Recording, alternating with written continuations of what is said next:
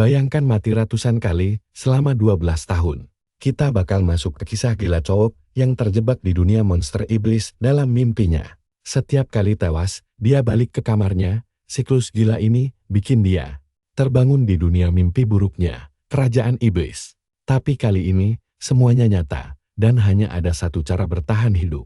Woljin harus memburu para monster iblis, karena dengan setiap mangsa yang dia bunuh, dia bisa melahap mereka dan jadi lebih kuat.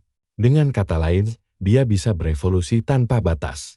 Dia pun bertanya-tanya, apakah dia sebenarnya sudah mati di dunia lamanya. Perlahan dia mulai yakin kalau tempat ini adalah kenyataan barunya. Sambil bersandar di pohon, dia sadar sedang berada di dunia mimpi buruk. Sambil memegang kepalanya, dia syok memikirkan kesimpulan mengerikan itu. Tiba-tiba, dia merasakan gerakan aneh dan langsung waspada. Di belakangnya, sosok monster ular raksasa muncul dari balik pepohonan. Sambil bersembunyi, dia berpikir bahwa dengan semua darah yang hilang, harusnya dia sudah mati. Mengingat tubuhnya yang ambruk, dia yakin dirinya memang sudah tiada. Berlutut di akar pohon, dia merenungkan konsekuensi dari situasi baru ini. Sambil berdiri, dia sadar jika mati di sini, tidak ada jalan untuk pulang. Menatap ke depan, dia menerima kalau inilah dunianya sekarang. Dia tahu betul apa yang harus dilakukan demi bertahan hidup di tempat berbahaya ini. Memikirkan kondisinya, dia merasa lebih baik tidak bertarung dulu saat ini. Tetap diam, dia menganalisis langkah terbaik sebelum mengambil tindakan nyata. Saat menghunus senjatanya, tiba-tiba ada gairah bertarung yang membara. Jadi, dia memilih tidak kabur, berbalik menghadapi monster itu secara langsung. Dia heran, apakah ini efek tidur nyenyak atau karena tubuhnya yang masih muda. Nah, perhatikan baik-baik, monster itu langsung menerjang untuk menyerang. Dengan cengkeraman kuat pada senjatanya, seluruh tubuhnya mendambakan pertempuran gila ini. Dia bersiap, bertekad bulat untuk bertarung dan bertahan. Melompat ke depan, dia mendaratkan tebasan super kuat tepat ke monster besar itu. Dan hanya dengan satu hantaman, dia menang mudah. Setelah pertarungan usai, dia berdiri di depan jasad monster tersebut. Di langit, beberapa berkas cahaya misterius turun menerangi hutan. Sambil mencabut senjatanya, dia berlutut di samping makhluk yang kalah itu. Dari dalam tubuh monster, dia mulai mengeluarkan sebuah inti energi yang terlihat aneh. Memegang benda itu di tangannya, dia mengamati sejenak. Sambil menganalisis, dia mendekatkannya ke wajah dan memeriksanya dengan teliti. Tanpa ragu, dia langsung menggigit inti itu dan mulai memakannya dengan lahap. Berdiri di tengah hutan, dia melihat sekeliling, merasakan efek kekuatan baru yang mengalir. Dia bersumpah pada dirinya sendiri untuk bertahan hidup di dunia gila ini. Mulai berlari, dia memutuskan untuk mengikuti rencana awalnya. Dia harus segera pergi ke area yang lebih terang dan bergegas ke arah sana. Sambil duduk santai di dahan pohon, dia menikmati sinar matahari hangat untuk beristirahat. Di pagi hari, mentari menerangi pepohonan, membawa sedikit kedamaian yang langka. Memejamkan matanya, dia akhirnya bisa benar-benar rileks di tempat aman ini. Dia pun tersenyum tipis, tampak jauh lebih tenang dan lega. Merasa tidurnya kali ini sangat nyenyak. Tubuhnya terasa jauh lebih segar. Di langit, dedaunan terbang terbawa angin, menandakan waktu terus berjalan. 1 bulan pun berlalu. Dan sekarang dia sedang bertarung melawan monster di tengah hutan lebat. Meski siap bertarung, dia mengaku tidak suka cari perkara. Di dekat monster yang tewas, dia berpikir untuk tidak asal mempertaruhkan nyawanya hanya untuk bersenang-senang. Sambil bersandar di pohon, dia sadar pertempuran tidak bisa dihindari. Merasa lapar, dia mengaku hanya berburu saat butuh makan saja. Dengan gerakan super cepat, dia melompat ke depan dan menghantam targetnya. Dari tubuh monster itu, dia melihat peluang mendapatkan kekuatan baru. Tanpa pikir panjang, dia mulai memakan inti monster yang baru saja dia habisi. Dia lalu bergumam bahwa dengan memakannya, dia berpeluang besar memperoleh kekuatan. Duduk di kesunyian hutan, dia merasa memakan inti-inti itu mempermudah proses adaptasinya. Dia lalu teringat bahwa dirinya juga menemukan suatu hal penting lainnya yang tak kalah berharga. Sambil memungut sebuah kalung, dia melihat jasad itu milik seorang tentara bayaran. Memeriksa tanda pengenal itu, dia memastikan pemiliknya adalah tentara bayaran kelas 3. Keberadaan identitas ini rupanya sangat krusial baginya. Kalian juga pasti mikir hal yang sama kan? Artinya ada manusia lain di sini. Menatap cahaya di ujung hutan, ada secercah harapan. Tapi mendadak, dia menyadari sesuatu yang janggal dan berhenti seketika. Terkejut, dia melompat mundur sambil bertanya-tanya apa itu tadi. Saat melihat ke tanah bawah kaki, dia sadar baru saja menemukan jebakan berburu. Dia pun paham betul arti dari keberadaan perangkap tersebut. Melompat waspada sekali lagi, dia yakin ada orang lain di dekat sini. Berlari kencang menuju arah cahaya, dia buru-buru keluar dari hutan gelap itu. Begitu sampai di area terbuka, dia tertegun melihat sebuah rumah kayu kecil berdiri kokoh di sana. Matanya langsung melebar karena tidak menyangka ada hunian. Mendekati rumah itu, dia mengetuk pintunya untuk mengecek situasi. Dia berteriak menanyakan apakah ada orang di dalam, tapi tidak ada jawaban sama sekali dari dalam. Masuk ke dalam, dia melihat sebuah buku usang di atas meja. Menyentuh buku itu, dia penasaran apa sebenarnya isinya. Saat membuka halamannya, dia menyadari itu adalah buku catatan kuno tentang alam iblis. Membaca isinya, dia sangat terkejut dengan semua informasi penting di dalamnya. Sejarah tempat ini ditulis dengan sangat rinci. Dia langsung sadar bahwa buku ini adalah kunci utamanya untuk bisa bertahan hidup. Tiba-tiba, terdengar suara langkah kaki mendekat ke arahnya. Seorang kakek tua muncul dan bertanya kasar siapa dia. Sambil mengacungkan panah otomatis, kakek itu menyuruhnya menjawab atau kepalanya akan bolong ditembak. Jin tersadar kakek ini pasti mengira dirinya adalah seorang pencuri. Mencoba menjelaskan dengan tenang, dia berkata hanya masuk karena penasaran. Tapi kakek itu mengusirnya dengan ketus karena merasa tidak ada urusan dengannya. Jin paham situasinya, tapi dia tetap diam sambil menatap buku tersebut. Fei tangan tetap memegang buku, dia bersikeras harus membawa objek penting itu. Dia pun bertanya dengan sopan, apakah boleh meminjam bukunya dan menawarkan bayaran. Si kakek menatapnya tajam, menantang apa yang akan dia lakukan jika ditolak. Jin berpikir keras bahwa dia sangat butuh buku itu agar tidak mati konyol. Di dunia ini, bersiap bertarung, tangannya perlahan memegang senjata di pinggangnya. Dia sadar mungkin terpaksa harus menjadi pencuri demi mendapatkannya. Menghadapi kakek itu, dia memasang kuda-kuda bertarung dan siap mencabut belatinya. Di sisi lain, si pemburu tua tetap membidikan panahnya tanpa menurunkan kewaspadaan sedikit pun. Jin merasa meski dia tidak tahu level kekuatan si kakek, dia tidak merasa akan kalah si kakek mendadak berubah pikiran dan tersenyum tipis.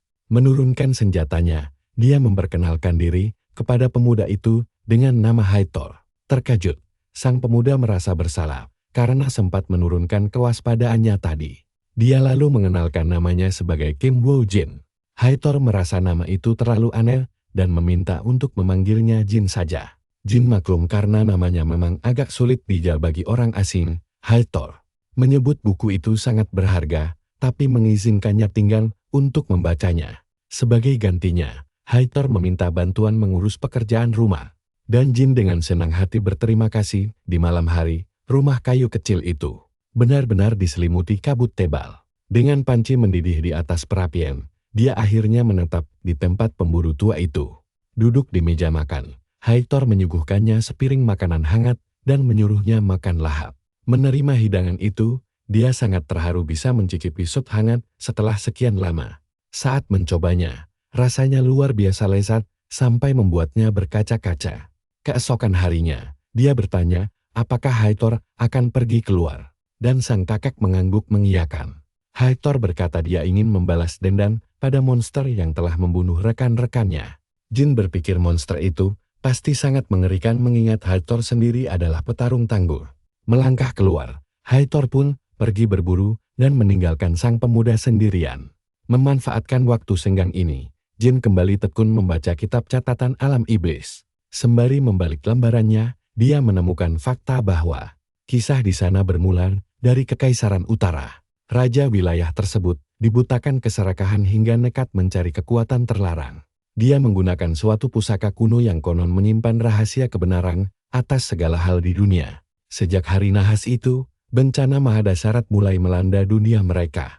Monster-monster perkasa keluar dari portal gaib, mengubah wilayah utara menjadi sarang iblis. Umat manusia akhirnya bersatu membentuk aliansi pertahanan raksasa. Menutup buku tebal itu, dia meletakkannya kembali di atas meja kayu setelah menyerap semua informasi penting tadi sambil menopang dagu. Dia berpikir ada banyak detail berharga yang bisa dia manfaatkan nanti. Dia sadar monster melemah saat mendekati cahaya. Di luar, Hathor tampak berlari kencang kembali ke rumah. Kalian dan aku pasti penasaran seberapa dalam dia tersesat. Kita lihat kelanjutannya nanti. Ayo kita telusuri kisah gila di alam iblis ini. Di mana si tokoh utama penasaran seberapa OP dirinya. Di dekatnya, sekawanan serigala berlari kencang memburu Hathor yang kini lari ketakutan sambil bersiap untuk bertempur menggunakan busur panahnya. Monster-monster itu melompat mengepung si pemburu tua untuk menerkamnya. Tiba-tiba dia berhenti, menancapkan kakinya kuat-kuat ke tanah untuk bersiap melancarkan serangan. Balasan melompat tinggi ke udara. Dia langsung menembakkan beberapa anak panah sekaligus ke arah mereka. Sayang, monster-monster itu dengan mudah menghindari semuanya dan terus maju tanpa ampun. Kehilangan kesempatan, si tua itu berteriak pasrah karena tidak ada jalan keluar lagi. Tiba-tiba Jin muncul di lokasi saat Hathor terpelanting ke belakang. Sambil menggenggam senjatanya, Jin bersiap menghadapi kawanan serigala itu sendirian.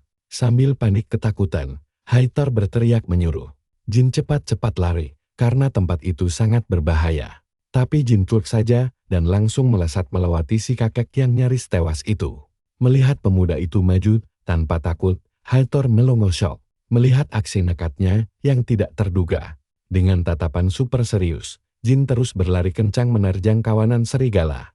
Setelah mengumpulkan tenaga, dia menghentakkan kaki ke tanah, lalu melompat sangat tinggi demi melancarkan serangan kejutan. Terkejut setengah mati, si manusia serigala mendongak tanpa sempat menghindar. Turun dengan kecepatan penuh, Jin menebaskan senjatanya sekuat tenaganya ke arah makhluk malang itu. Serangan telak dilancarkan, tebasannya membelah tubuh monster itu tanpa hambatan sama sekali. Akibat benturan keras itu, si monster roboh ke tanah sementara kawanannya hanya terpaku menonton. Melihat hal itu, serigala lain langsung bersiap menyerang pemuda tersebut. Hathor benar-benar shock dan tidak bisa berkata-kata melihat kehebatan itu. Dia pun heran, bagaimana bisa Jin menumbangkan seekor manusia serigalanya dengan sekali tebas. Sambil menoleh, Jin memanggil namanya untuk memulai pembicaraan mereka dengan wajah berlumuran darah. Jin bertanya, apa monster lemah tadi memang dianggap sebagai monster kuat? Hathor heran, mengapa dia meragukan kekuatan monster itu. Dengan wajah serius, Jin menegaskan kalau dia ingin tahu seberapa kuat monster di dunia ini.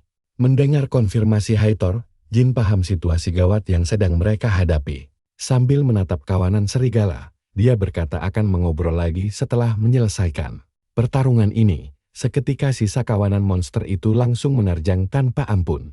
Jin berpikir biarpun mereka lemah, jumlahnya ada 40 ekor dan bisa sangat merepotkan jika mengeroyok bersamaan. Sambil menyusun rencana. Nah, perhatikan baik-baik bagian ini. Karena disinilah dia mulai menyusun strategi cerdas dengan mengincar leher pemimpin serigala.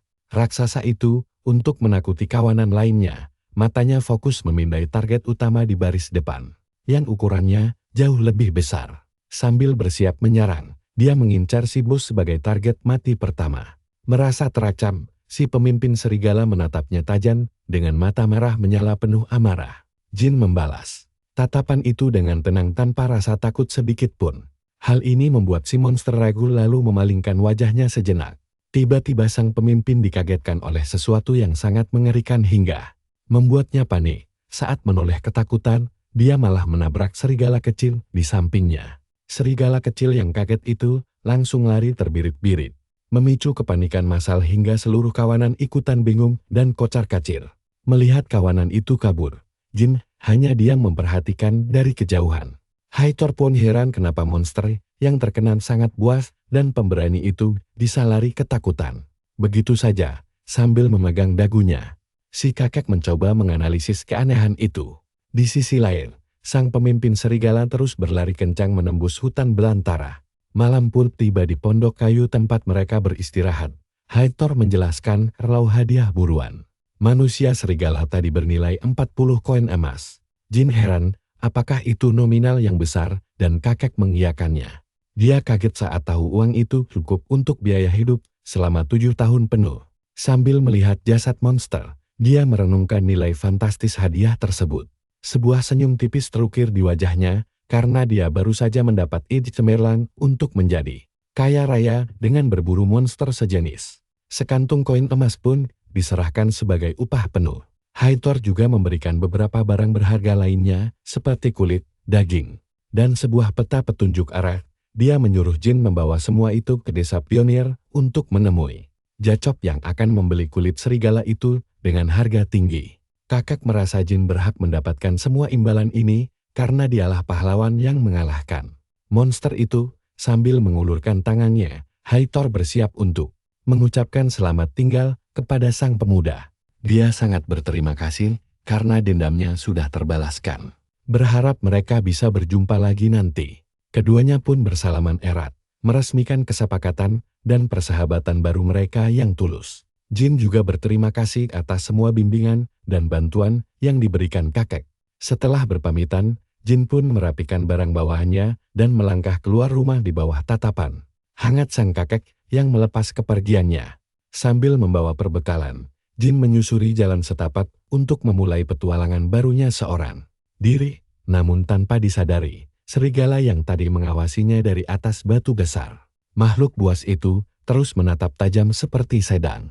Kalian pasti berpikir dia akan aman sekarang, tapi monster itu malah menggeram mengancam ke arahnya tepat saat dia tiba di depan gerbang raksasa desa pionir yang tampak sangat megah. Setelah melangkah masuk melewati gerbang penjagaan, Jin berbincang santai dengan penjaga dan melihat situasi desa yang sangat ramai. Saat mulai menyusuri jalanan desa, penampilan asingnya langsung menarik perhatian dari seluruh penduduk di sana. Bahkan ada dua pria mencurigakan yang terus mengawasi gerak-geriknya dari kejauhan. Jin menyadari kalau dirinya sedang menjadi pusat perhatian karena statusnya sebagai orang asing. Melihat gelagat tidak beres itu, dia sadar kalau manusia terkadang jauh lebih berbahaya daripada monster. Begitu melihat papan nama kedai minum, Jin memutuskan masuk ke dalam untuk mencari informasi penting. Namun di dalam kedai, dia lagi-lagi menjadi pusat perhatian para pengunjung. Seorang pria berbadan kekar memperhatikannya dari ujung rambut hingga kaki saat Jin mendekati meja bar untuk memesan minuman. Alih-alih memesan bir, dia langsung menanyakan keberadaan pria bernama Jacop kepada sang barista. Barista itu kemudian menunjuk ke arah sudut ruangan. Sambil memegang pisau tajam, pria licik itu memperkenalkan dirinya sebagai Jacop. Melihat gelagatnya yang mirip penipu, Jin berkata kalau Hathor menyuruhnya kemari untuk menjual kulit manusia serigala. Sambil menjatuhkan pisaunya, Jacop kaget dan bertanya, apa si tua itu benar-benar berhasil membunuh monster tersebut. Sadar kalau Jacop salah paham, Jin memilih untuk diam saja. Saat bungkusan itu dibuka, Jacop terbelalak melihat kulit serigala asli. Orang-orang di kedai langsung heboh memuji kehebatan Hathor yang masih tangguh di usia senjanya. Dengan senyum licik di wajahnya, Jacop tampak sangat puas dengan kualitas kulit tersebut. Namun suasana tiba-tiba berubah tegang saat sekelompok pria berwajah seram datang mendekat dan langsung mengepung posisi Jin. Sambil mengernyitkan dahi, Jin bertanya apa maksud dari tindakan mereka ini. Sambil memakai kulit itu, Jacop mengusirnya dan mengancam akan menghabisinya jika membantah. Jin pun sadar kalau bajingan ini berniat menipunya.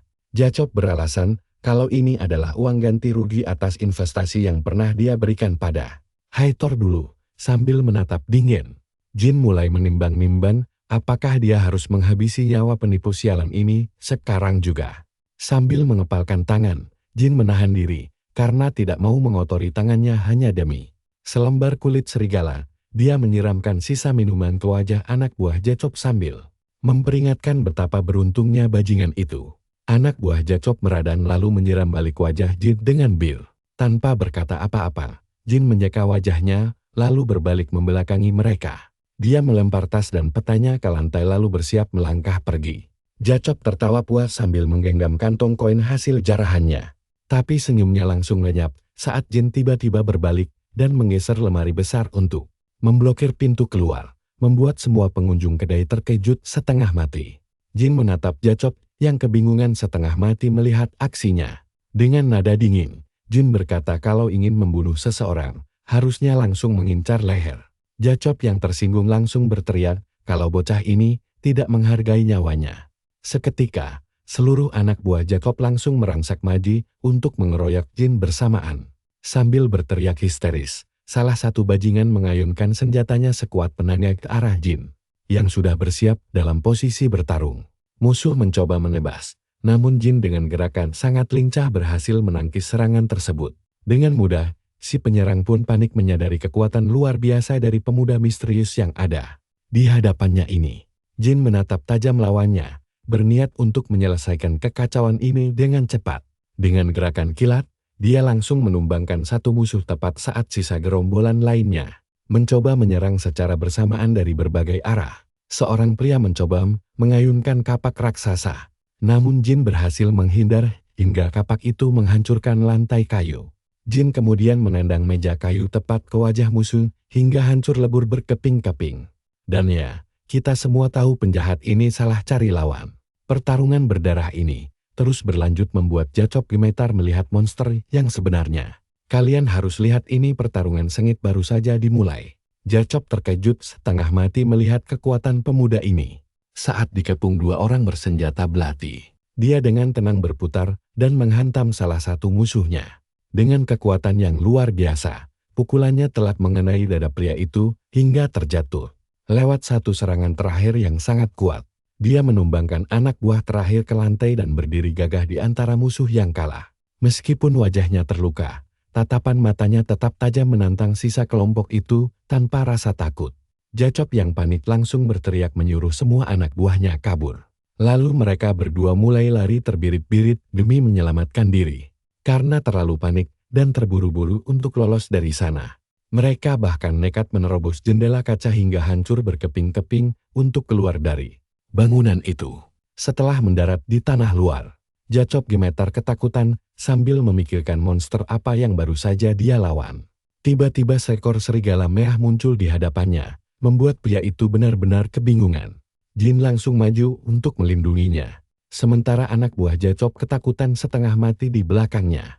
Dia menatap heran ke arah serigala itu, bingung dengan apa yang terjadi sampai akhirnya hewan itu mulai menggonggong. Hewan itu mengibas-nibaskan ekornya persis seperti seekor anjing peliharaan biasa. Dia pun curiga, apakah ini serigala pelacak dari hutan itu. Hewan itu menatapnya balik seolah-olah mengiyakan kecurigaannya, dan dia bertanya apakah serigala ini ingin mati. Mendengar pertanyaan itu, si serigala langsung merem dan cemberut seakan tersinggung. Hewan itu kemudian menjatuhkan diri ke tanah, mulai menangis guling-guling ke sana kemari demi mendapatkan simpati dari sang pemuda. Bahkan dia melipat telinganya seperti anjing yang sedang minta maaf dan telentang pasrah. Jacop bersama anak buahnya hanya bisa melongo heran melihat tingkah aneh ini. Sementara Jin sendiri ikutan pusing melihat kelakuan ajaib si serigala. Serigala itu keringat dingin karena merasa terancam dengan situasi menegangkan tersebut. Sambil menatap dingin ke arah musuh-musuhnya, Jin mengarahkan jarinya untuk memberikan sebuah perintah tegas kepada hewan berbulu merah itu. Sekarang perhatikan baik-baik. Monster imut ini mendadak berubah jadi sangat menyeramkan saat disuruh menggigit mereka. Tanpa ragu, serigala itu melompat dan langsung menyerang salah satu anak buah Jacop. Dia menggigit kepala pria itu hingga berteriak histeris menahan sakit yang luar biasa. Di tengah kekacauan itu, hanya siluet bayangan mengerikan si serigala yang terlihat jelas. Jin pun memujinya karena telah melakukan tugas dengan sangat baik. Melihat anak buahnya dilempar ke samping setelah digigit monster itu, Jacop langsung gemetar ketakutan di tanah. Sadar posisinya terancam bahaya. Dia tahu dia harus segera menemukan cara untuk keluar hidup-hidup dari sana. Saat memperhatikan Jacop, Jin sadar kalau orang ini hanyalah pecundang bodoh tidak berguna. Akhirnya, Jacop bersujud memohon ampun agar nyawanya diselamatkan. Meski dalam hatinya, dia berniat membalas dendam setelah berhasil lolos nanti. Tanpa peringatan, Jin menghantamkan senjatanya tepat di depan wajah Jacop yang berlumuran darah. Tindakan ekstrem itu seketika membuat Jacop membeku karena ketakutan setengah mati mendapati ajal. Sudah berada tepat di depan matanya. Dia melangkah mendekat sambil memegang senjatanya erat-erat saat pria itu terus memelas minta ampun. Dengan ekspresi serius, dia berpikir apa yang harus dilakukan pada bajingan ini yang sudah berani bertingkah sombong di hadapannya. Tiba-tiba dia teringat masa lalu saat bosnya memintanya memaklumi kondisi perusahaan yang sedang sulit, mengingat memori kelam itu. Dia sadar saat itu dia tidak punya pilihan lain selain menerima keputusan tidak adil tersebut. Gara-gara kepasrahannya, gajinya yang sudah menunggak seminggu malah jadi makin tidak jelas. Kabarnya, saat dia mencoba menanyakan hak gajinya bulan itu, sang manajer justru berbalik membawa tongkat golf sambil memaki dan meneriakinya. Manajer itu memarahinya seolah-olah dia adalah karyawan yang sangat egois. Kembali ke masa kini, dia ingat betapa menyedihkannya hidupnya saat itu karena diperlakukan layaknya sampah yang sama sekali tidak berharga. Tapi dari penderitaan itulah, dia mendapat pelajaran hidup yang sangat berharga. Mendadak, tatapan mata Jacop berubah drastis sambil menunjukkan senyuman aneh yang mengerikan di wajahnya yang berlumuran darah segar. Pria itu ngengkit menyerang dari belakang dengan belati di tangannya sambil berteriak histeris, mencoba menusuk dada sang pemuda. Untungnya, Jin langsung berputar dengan gerakan sangat lincah untuk menghindari serangan fatal tersebut. Dia langsung mencengkeram lengan Jacop lalu mencibir bahwa bajingan seperti mereka memang tidak akan pernah tahu arti rasa penyesalan. Jacop yang terluka parah pun terus mengumpat kasar meluapkan seluruh kebenciannya. Hanya dalam satu tebasan kilat yang mematikan, kepala Jacop langsung terpenggal dan melayang ke udara. Dengan cipratan darah di wajahnya, Jin bergumam lirih bahwa kali ini nasibnya tidak akan sama seperti dulu lagi. Kalian juga setuju kan kalau penjahat memang layak dapat pelajaran? Sambil menginjak tangan Jacop, dia bersumpah takkan mau ditindas lagi. Kini dia menoleh, bingung harus berbuat apa pada serigala di depannya. Ternyata serigala itu menaruh sebuah tas kecil di tanah seolah ingin ikut dengannya. Saat dibuka, di dalam kantong itu terlihat koin-koin emas berkilauan seperti harta karun yang sangat melimpah. Menatap si serigala merah, dia sempat ragu memikirkan keputusannya sebelum akhirnya menawarkan hewan itu untuk ikut bertualang bersama. Sangat gembira mendengarnya, serigala itu langsung bermanja-manja dan mengosokkan tubuhnya, layaknya anjing peliharaan. Sambil tersenyum tipis, dia mengelus kepala serigala itu dan memujinya telah mengambil keputusan yang sangat cerdas. Dia yakin mereka berdua akan menjadi partner yang serasi. Lalu adegan berganti memperlihatkan gerbang kota besar. Mentari pagi mulai bersinar cerah menandakan dimulainya hari baru yang menjanjikan. Dia terbangun di kamarnya dan duduk di ranjang sementara taman bulu barunya masih tertidur pulas. Dengan wajah menggemaskan di sudut ruangan, dia tersenyum puas menyadari akhirnya bisa tidur nyenyak tanpa gangguan. Lalu merenggangkan tubuhnya menikmati kesegaran pagi hari. Di luar rumah, dia mulai mencuci pakaian kotornya di pinggiran aliran sungai kecil. Sambil membasuh muka, dia menatap bayangannya di air dengan tatapan bingung. Dia menyadari ini pertama kalinya dia menghabisi nyawa manusia. Namun anehnya dia sama sekali tidak merasakan rasa bersalah sedikit pun di hatinya. Apakah karena mereka pantas mati? Rasanya bukan itu. Dia kemudian menyadari bahwa sensasi tegangnya mirip seperti saat dia berburu monster hutan. Sambil memegang dadanya, dia merasakan ada sesuatu yang mulai berubah dari dirinya. Sambil menatap telapak tangannya sendiri, dia mencoba memahami perubahan batin yang sedang terjadi. Meskipun sempat berpikir apakah dirinya terkena kutukan, dia memilih bersyukur karena berhasil bertahan hidup di dunia baru ini. Kehidupannya di sini jelas akan sangat berbeda dari masa lalunya yang suram. Dengan tatapan penuh tekad, dia memutuskan untuk menikmati masa sekarang dan setibanya di kota, dia berencana menjual kulit hasil buruannya. Dia menyuruh si serigala tetap bersembunyi agar tidak memicu kepanikan warga. Sambil menyusuri jalanan kota yang ramai, dia mengingat tujuannya untuk pergi menuju cabang aliansi perintah terdekat guna menukarkan hasil buruannya tersebut.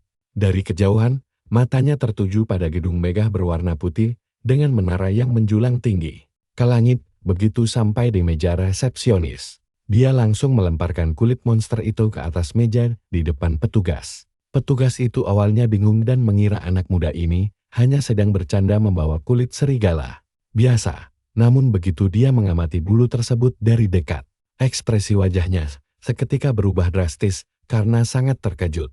Dengan wajah pucat pasi ketakutan, dia berteriak histeris menyadari bahwa itu adalah kulit manusia serigala asli. Dia bertanya dengan gemetar, apakah jin yang berhasil mengalahkannya?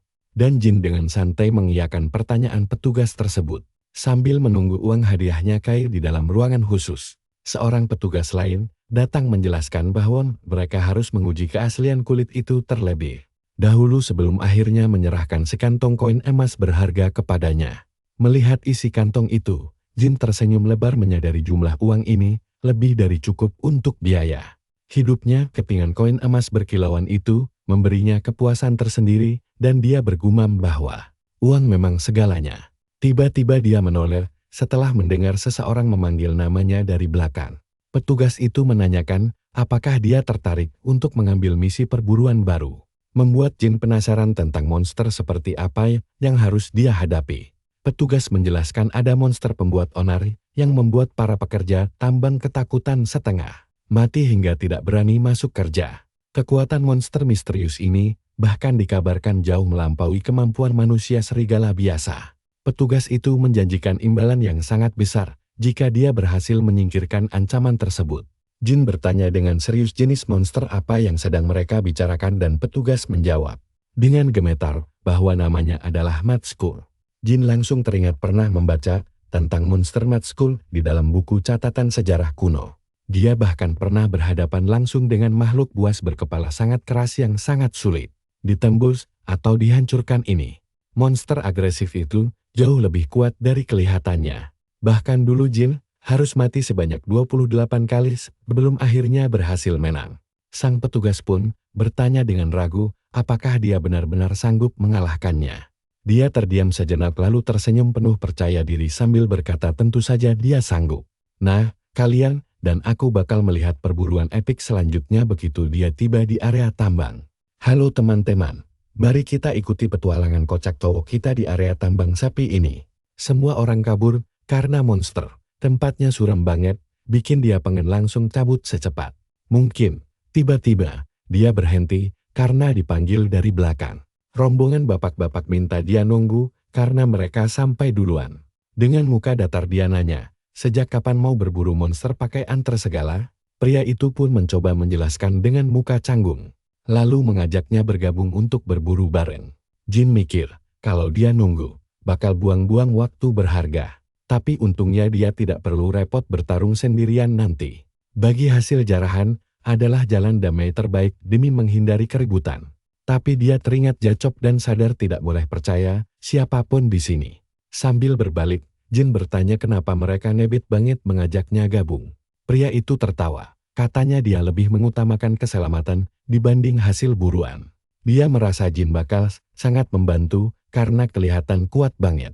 Jin heran sendiri, kok bisa bapak ini tahu kalau dia cowok yang tangguh. Rupanya, si bapak bilang serigala keren itu tidak mungkin mau ikutan kalau Jin lemah. Mbak-mbak di tim itu juga takjub melihat serigala mau nurut sama manusia. Jin yang kesal malah bingung sendiri.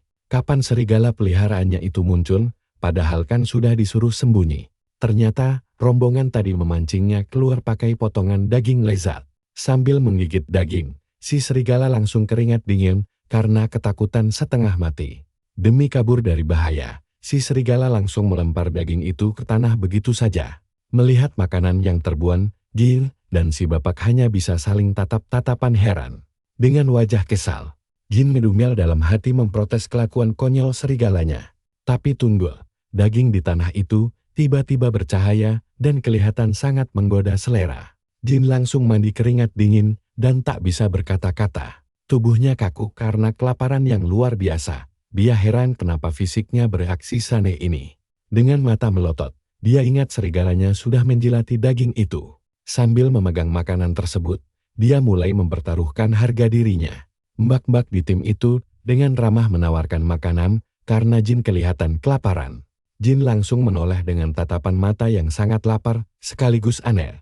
Detik itu juga, dia merasa mbak-mbak ini adalah dewi penolongnya. Nah, perhatikan baik-baik di sini petualangan seru kita baru saja dimulai. Mereka masuk ke dalam gua gelap bersenjatakan lampu, siap berburu monster.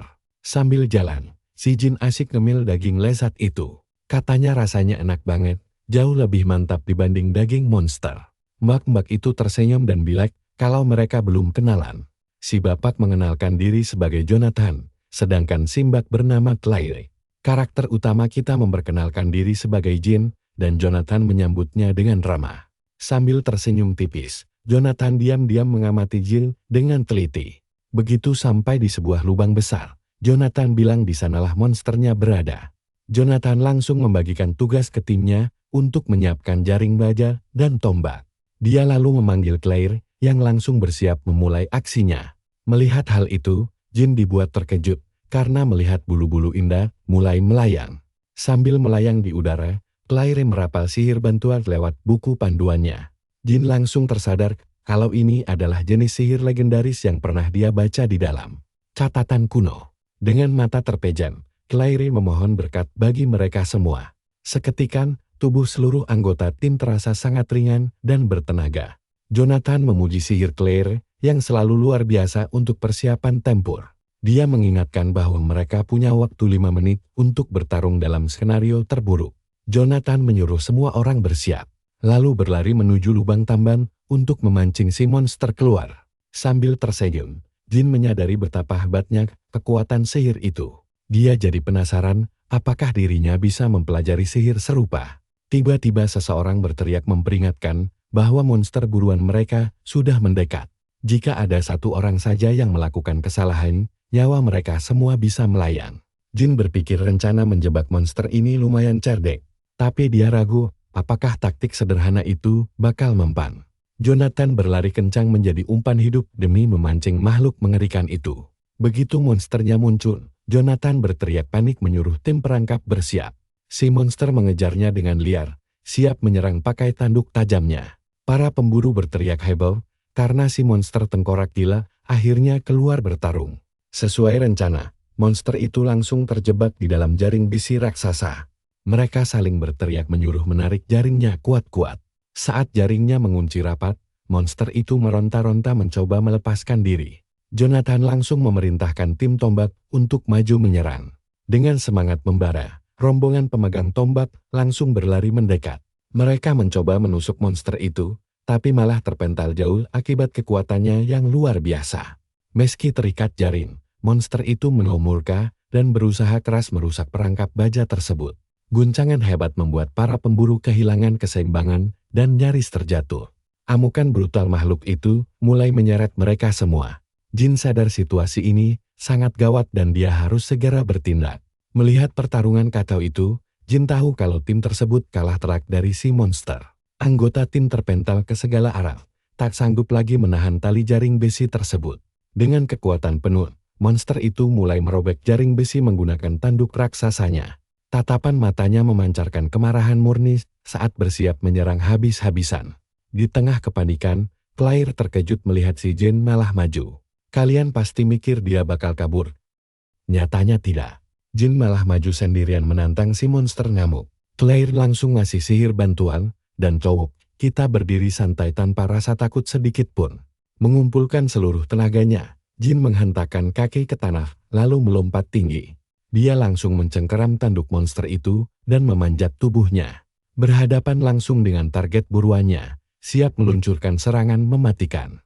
Melihat aksi nekat itu, Claire berteriak cemas memperingatkan Jin agar berhati-hati. Jin dengan tenang menyuruhnya santai saja, karena semua aman terkendali. Sambil tersenyum percaya diri, dia bilang sudah tahu cara mengalahkan monster ini sambil menahan taring tajam makhluk itu.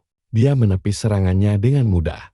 Jin menggunakan pedangnya untuk menahan gempuran, namun tenaga si monster ternyata sangatlah besar. Jin awalnya mengira dia jauh lebih kuat, namun monster ini punya tenaga mentah yang luar biasa dahsyat. Detik itu juga, dia sadar telah lengah sesaat. Tiba-tiba saja, sekelilingnya kembali dipenuhi bulu-bulu ajaib yang melayang. Saat dia terdorong mundur, Claire berteriak memberikan bantuan sihirnya. Merasakan tubuhnya kembali ringan. Jin tersenyum, karena bantuan sihir ini mempermudah jalannya pertarungan. Sekarang, Jin yakin bisa menghabisi monster ini dengan gampang. Anggota tim bertanya apakah perlu dibantu, tapi Jin malah melarang keras mereka mendekat. Bingung dengan instruksinya, mereka hanya menonton dari kejauhan. Sambil pasang kuda-kuda lagi, dia bergumam bahwa bertarung sendirian memang jauh lebih baik untuk. Saat ini, Jin langsung berlari menyerang. Menjelaskan kalau mengalahkan monster sejenis ini sebenarnya sangatlah mudah. Kuncinya adalah memahami kelemahan mereka. Monster ini dasarnya mirip babi hutan yang cuma bisa lari lurus dengan cepat tapi susah belok. Jadi, Jin akan memanfaatkan titik lemah itu terlebih dahulu. Dengan menghindar di detik-detik terakhir, dia membuat monster itu menabrak dinding gua dengan keras. Mencoba mengerem mendadak, kaki monster itu malah tergelincir hingga membuatnya kehilangan keseimbangan dan langsung tersungkur. Jin menyadari bahwa efek sihir bantuan dari Claire tadi sukses bikin si monster kewalahan. Dia menjelaskan kalau taring monster ini berfungsi layaknya tangan manusia. Tapi sayangnya benda tajam itu tak bisa ditebas pedang biasa. Karena itu, Jin memilih untuk mengincar titik paling sensitif, yaitu hidungnya. Sambil melompat tinggi, dia mendaratkan tebasan telak tepat di montongnya. Membuat monster itu menjerit kesakitan yang luar biasa. Rasa sakit itu makin parah tiap kali si monster bergerak. Tanpa membuang waktu, Jin bersiap melayangkan tebasan berikutnya ke arah kaki musuh. Serangan bertubi-tubi itu sukses membuat luka si monster makin dalam. Jin tidak akan memberikan kesempatan bagi lawannya untuk membalas dendam. Sambil tersenyum puas, dia bersiap melakukan tebasan pamungkas. Di saat yang sama, tim pemburu berlari panik ke arah pertarungan. Sesampainya di sana, mereka kebingungan mencari keberadaan Jin untuk memastikan keadaannya. Namun secara mengejutkan, langkah mereka terhenti oleh sesosok makhluk besar yang tiba-tiba muncul di hadapan mereka. Sesosok serigala raksasa menatap mereka dengan sorot mata tajam. Jonathan langsung menarik Claire ke belakang untuk melindunginya. Sambil menatap waspada, Claire merasa serigala itu melarang mereka ikut campur. Beruntun, Jin segera datang. Jin menjelaskan kalau serigala menyeramkan itu adalah peliharaannya.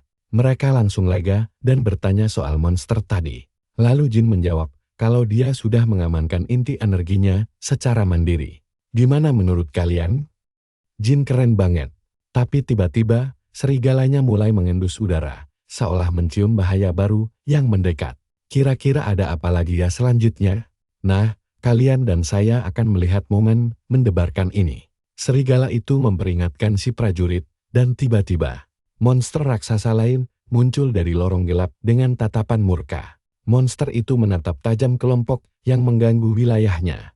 Si prajurit berteriak panik menyuruh semuanya bersiap.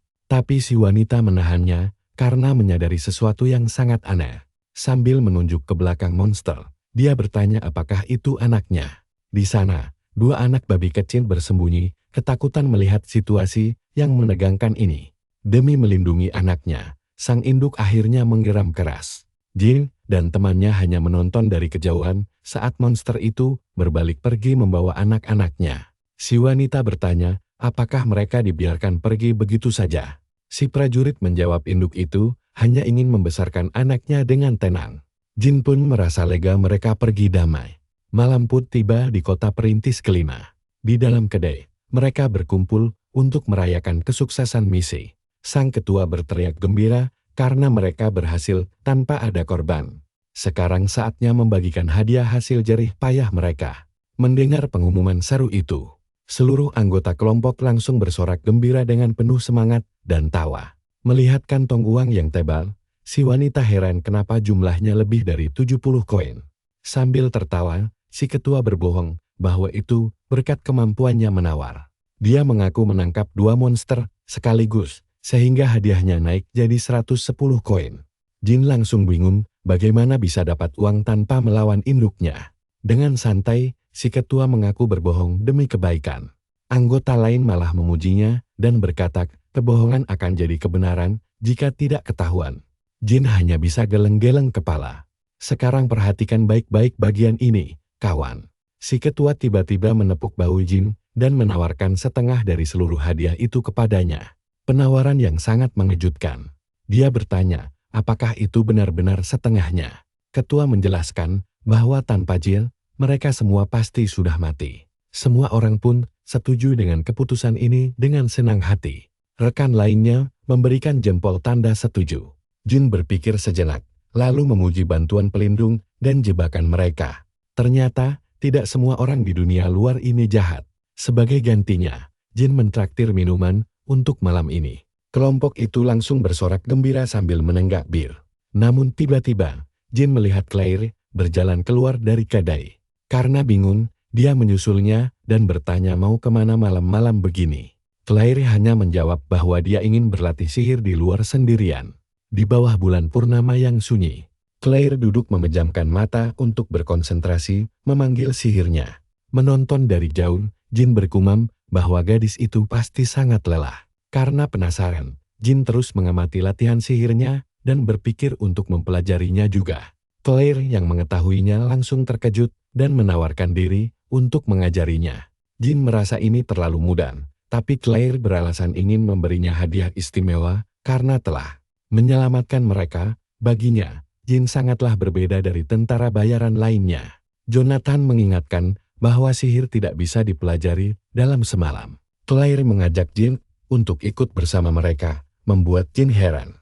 Jonathan lalu merangkul bahunya dengan hangat.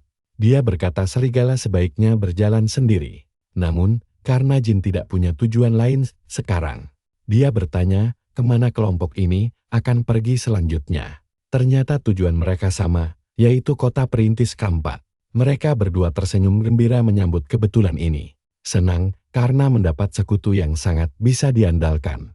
Melihat reaksi ramah mereka, Jin memutuskan tujuannya. Kini, kelompok itu berjalan menuju seekor makhluk transportasi raksasa bernama Taraskoi yang biasa digunakan antar kota. Jin langsung mengenali makhluk itu dari catatan kuno yang pernah dia baca. Dengan penuh semangat, Jonathan menyuruh semua orang bersiap memulai perjalanan panjang mereka. Kalian dan saya pasti tahu rasanya mengulang sesuatu terus-menerus. Ya, Jin harus melakukan pengulangan ekstrem ini demi bisa menguasai energi sihir yang rumit. Kemajuan hanya bisa dicapai lewat latihan berulang. Sambil bermandikan keringat, dia merasa siksaan mengulang gerakan ini sangatlah berat. Namun, dia teringat masa lalunya. Jin bergumam bahwa dia sudah sangat terbiasa dengan rasa sakit. Penderitaan selama 12 tahun justru membuatnya jauh lebih kuat dan tak kenal menyerah. Dia bertekad untuk bertahan sampai berhasil. Tiba-tiba, dia merasakan aliran sihir untuk pertama kalinya. Claire berlari gembira melihat Jin akhirnya bisa merasakan mana. Jin mengeluh karena butuh 10 hari hanya untuk merasakannya. Tapi Claire memujinya karena orang tanpa bakat tidak akan pernah bisa merasakan energi mana tersebut. Sekarang saatnya masuk ke tahap kedua. Claire menuangkan isi botol ke mangkuk perak, mengenakan sarung tangan. Lalu tiba-tiba menyuruh Jin melepaskan semua bajunya. Bingung dengan perintah itu, Jin hanya bisa melongo.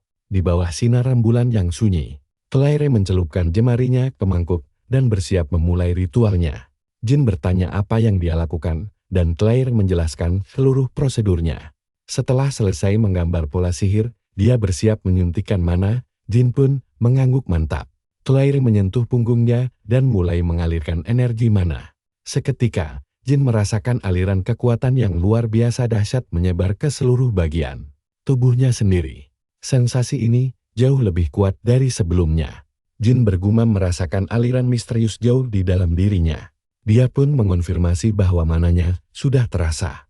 Setelah langkah pertama selesai, Claire menjelaskan 3 tahap dasar sihir, yaitu merasakan, menahan, dan menggunakan. Karena tahap pertama sukses, mereka lanjut ke langkah kedua.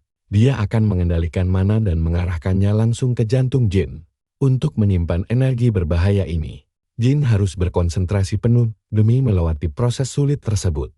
Claire mulai mendorong energinya masuk. Lingkaran sihir di punggung Jin bersinar sangat terang. Lalu tiba-tiba sebuah bayangan monster, serangga mengerikan muncul di pikirannya. Makhluk aneh itu bergerak lambat sambil memamerkan cakar tajamnya. Dengan taring yang mengerikan, monster serangga raksasa tersebut bersiap menyerang dengan tatapan penuh kebencian. Mata merahnya memancarkan aura kegelapan yang sangat kuat. Claire yang merasakan hawa membunuh itu panik. Sebelum akhirnya terhampas oleh gelombang energi tak dikenal. Tubuh Jin mulai menyerap paksa seluruh mana milik Claire. Sambil meronta ketakutan, Claire berteriak bahwa mananya habis terkuras sebelum sebuah ekor tajam mencengkeram pinggangnya.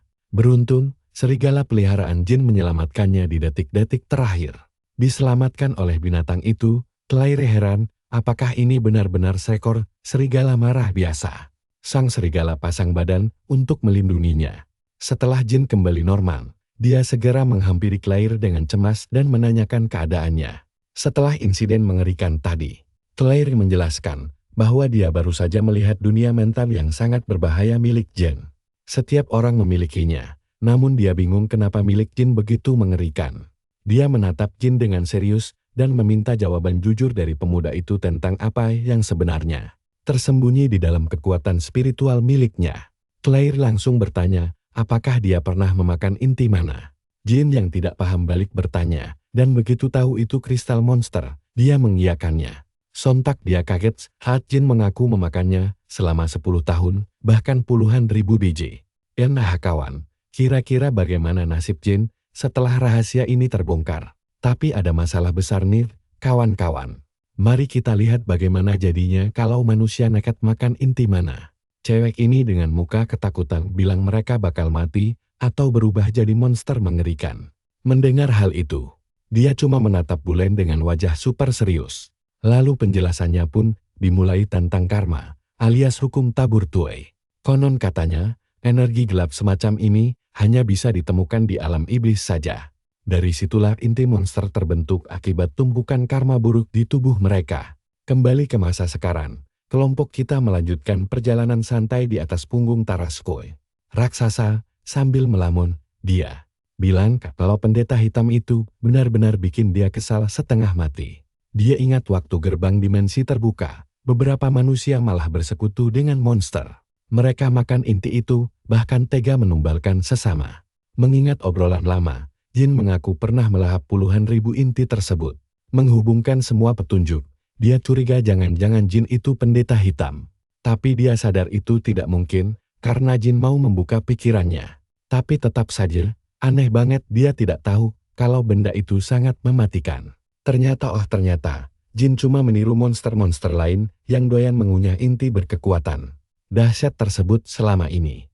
Biarpun begitu, dia heran kenapa Jin mau memakan sesuatu yang menjijikkan seperti itu. Akhirnya, dia menyimpulkan kalau cowok ini memang aneh banget. Dia pun memperingatkannya agar berhenti sebelum nyawanya melayang sia-sia.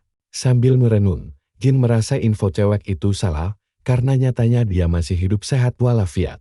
Dia lalu curiga apakah hasrat bertarungnya yang meluap-luap adalah efek samping dari kebiasaan buruknya itu.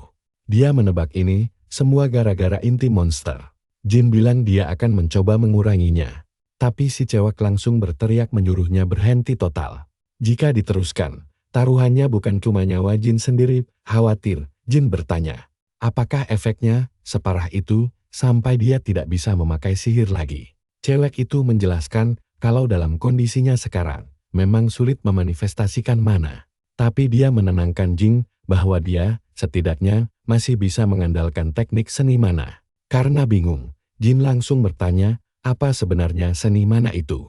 Saat tiba di kota perintis keempat, mereka disambut oleh kerumunan orang yang sangat ramai. Berdiri di tengah alun-alun, mereka melihat sebuah patung malaikat megah berdiri tegak. Jin mengomentari banyaknya tentara bayaran di sana. Dan si cewek menyahut, kalau skala misi kali ini memang luar biasa besar. Terlebih lagi, misi ini diawasi ketat oleh ksatria suci. Tepat saat itu, sang ksatria suci bernama Raymond muncul dengan gagah di hadapan semua orang. Sambil mengamati dari kejauhan, Jin dan kelompoknya menganalisis situasi dengan tenang. Terlihat jelas kalau aura ksatria suci ini sangat kuat, jauh di atas para tentara bayaran biasa. Saat bertanya soal keramaian ini, Jin tahu kalau ini perintah langsung dari sang serangga emas. Karena asing, dia bertanya, apakah serangga emas itu semacam spesies monster baru? Melihat kepolosannya, si cewek meledek, kalau pikiran Jin cuma seputar berburu monster saja. Sang ketua lalu menjelaskan bahwa serangga emas sebenarnya adalah sebutan bagi orang terkaya di sana. Dengan wajah serius, ketua bilang sang Taipan mati mendadak secara misterius. Karena penasaran, Jin bertanya apakah ada unsur pembunuhan, tapi sang ketua menggeleng ragu. Masih bingung dengan tujuan misi ini, Jin pun bertanya lebih lanjut.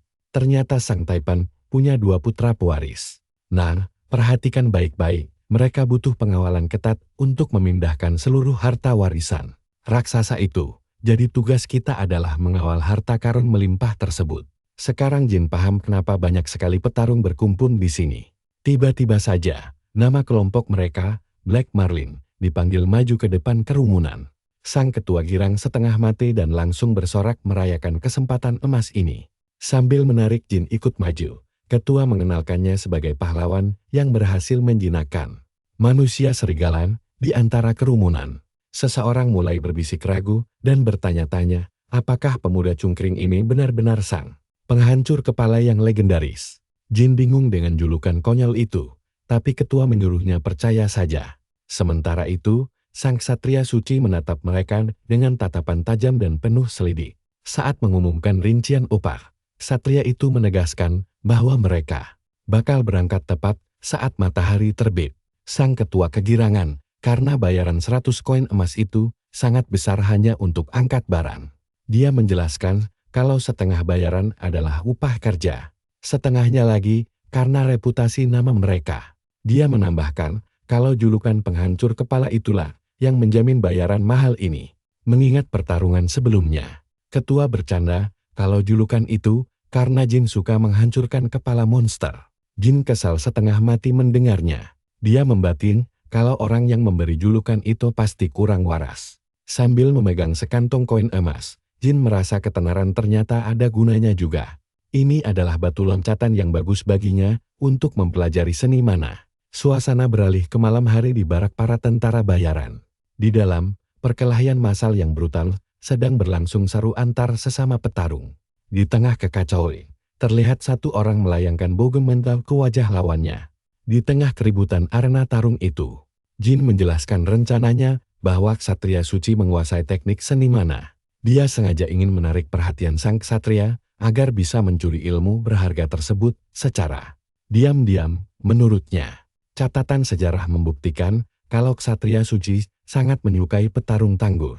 Jika kemampuanmu diakui, mereka akan memperlakukanmu dengan sangat istimewa. Dengan penuh percaya diri, Jin berdiri gagah menatap calon lawannya di arena. Dia yakin duel ini bakal gampang banget. Nah, mari kita lihat aksi Jin menarik perhatian ksatria suci di panggung gladiator ini. Begitu bel berbunyi, lawan pertamanya langsung menerjang maju memberikan serangan pembuka yang kilat. Berkat refleks dewa, Jin menghindar dengan mudah dan membalasnya lewat satu hantaman keras tepat di wajah musuh. Saat tangannya sempat ditahan tanpa membuang sedetik pun, dia langsung menanduk kepala lawannya tanpa ampun. Setelah musuhnya KO seketika, sesi penonton bersorak histeris memanggil nama sang penghancur kepala. Jin melirik ke arah ksatria suci yang sedang mengawasinya. Umpan pertamanya berhasil termakan, tapi dia merasa ini belum cukup. Dia harus melangkah lebih jauh dan menunjukkan kemampuan aslinya yang luar biasa. Agar ksatria itu menaruh minat penuh, Jin sadar harus menumbangkan lebih banyak petarung tangguh lagi di hadapan mereka malam ini. Minimal menaklukkan 2 atau 3 orang lagi, agar ksatria itu penasaran dari mana asal monster sekuat dirinya setelah menghajar puluhan musuh hingga babak belur. Rencana liciknya berjalan lancar demi memancing rasa penasaran targetnya. Jin yakin ksatria sejati pasti akan menunjukkan reaksi setelah ini. Benar saja, ksatria suci langsung menyuruh muridnya, Rex, untuk turun menantang Jin. Si murid kaget setengah mati, heran kenapa dia harus meladeni tentara bayaran rendahan. Jin tersenyum licin, karena inilah saat yang dinanti-nantikan agar negosiasi bisa dimulai. Tapi plot twistnya, Jin malah menolak mentah-mentah tantangan tersebut. Hal ini membuat sang murid ksatria melongo tak percaya. Dia hanya bisa menatap Jin dengan wajah super heran. Sementara itu di asrama, keheningan malam mulai menyelimuti sisi kota perintis. Claire, yang menyaksikan penolakan konyol Jin, hanya bisa terdiam membisu heran. Dia benar-benar tidak paham jalan pikiran kawannya itu. Tak berbeda jauh, sang ketua kelompok juga syok setengah mati mendengar jawaban Jin. Seluruh petarung lain ikut terpaku kaku menyaksikan situasi yang sangat canggung ini. Dari atas balkon, sang murid berteriak kesal menuntut penjelasan kenapa Jin berani menolak tantangan duelnya. Sikap santai Jin benar-benar memancing emosinya. Melihat kepanikan muridnya, sang ksatria suci lalu bertanya, apakah Jin sedang terluka? Sambil melempar senyum lebar, Jin menjawab kalau fisiknya sangat bugar dan sehat. Merasa penasaran, Sang Satria Suci pun menanyakan langsung apa alasan sebenarnya di balik penolakan yang tidak biasa ini. Jin menjelaskan sebagai tentara bayaran, dia pantang bertarung gratis tanpa imbalan. Mengambil kesempatan emas, dia menawarkan taruhan besar. Kesatria itu langsung menyindir, apa barang berharga milik tentara bayaran yang layak dipertaruhkan. Dengan santai, Jin memamerkan kantong emasnya dan berkata kalau dia punya cukup banyak modal. Kerumunan penonton langsung menganggap Jin sudah gila karena nekat menantang taruhan Satria Suci yang terkenal kaya raya. Si murid yang naik darah langsung mengumpat kasar karena merasa diremehkan. Namun, Sang Satria Suci segera menahannya dan berkata kalau mereka tidak butuh uang taruhan receh tersebut. Sebagai gantinya, ada usulan taruhan lain. Dia mengusulkan agar pemenang duel tidak perlu bertanggung jawab atas segala cedera parah yang diderita pihak yang kalah. Mendengar syarat menarik itu, Jin tersenyum lebar karena tawaran ini sangat menguntungkan dirinya. Setelah sepakat, Jin berjanji akan meminta hadiah taruhannya begitu duel ini selesai. Di tengah panggung arena, keduanya berdiri berhadapan bersiap memulai laga sengit. Sang murid ksatria menatap Jin tajam dengan tekad bulat untuk menang.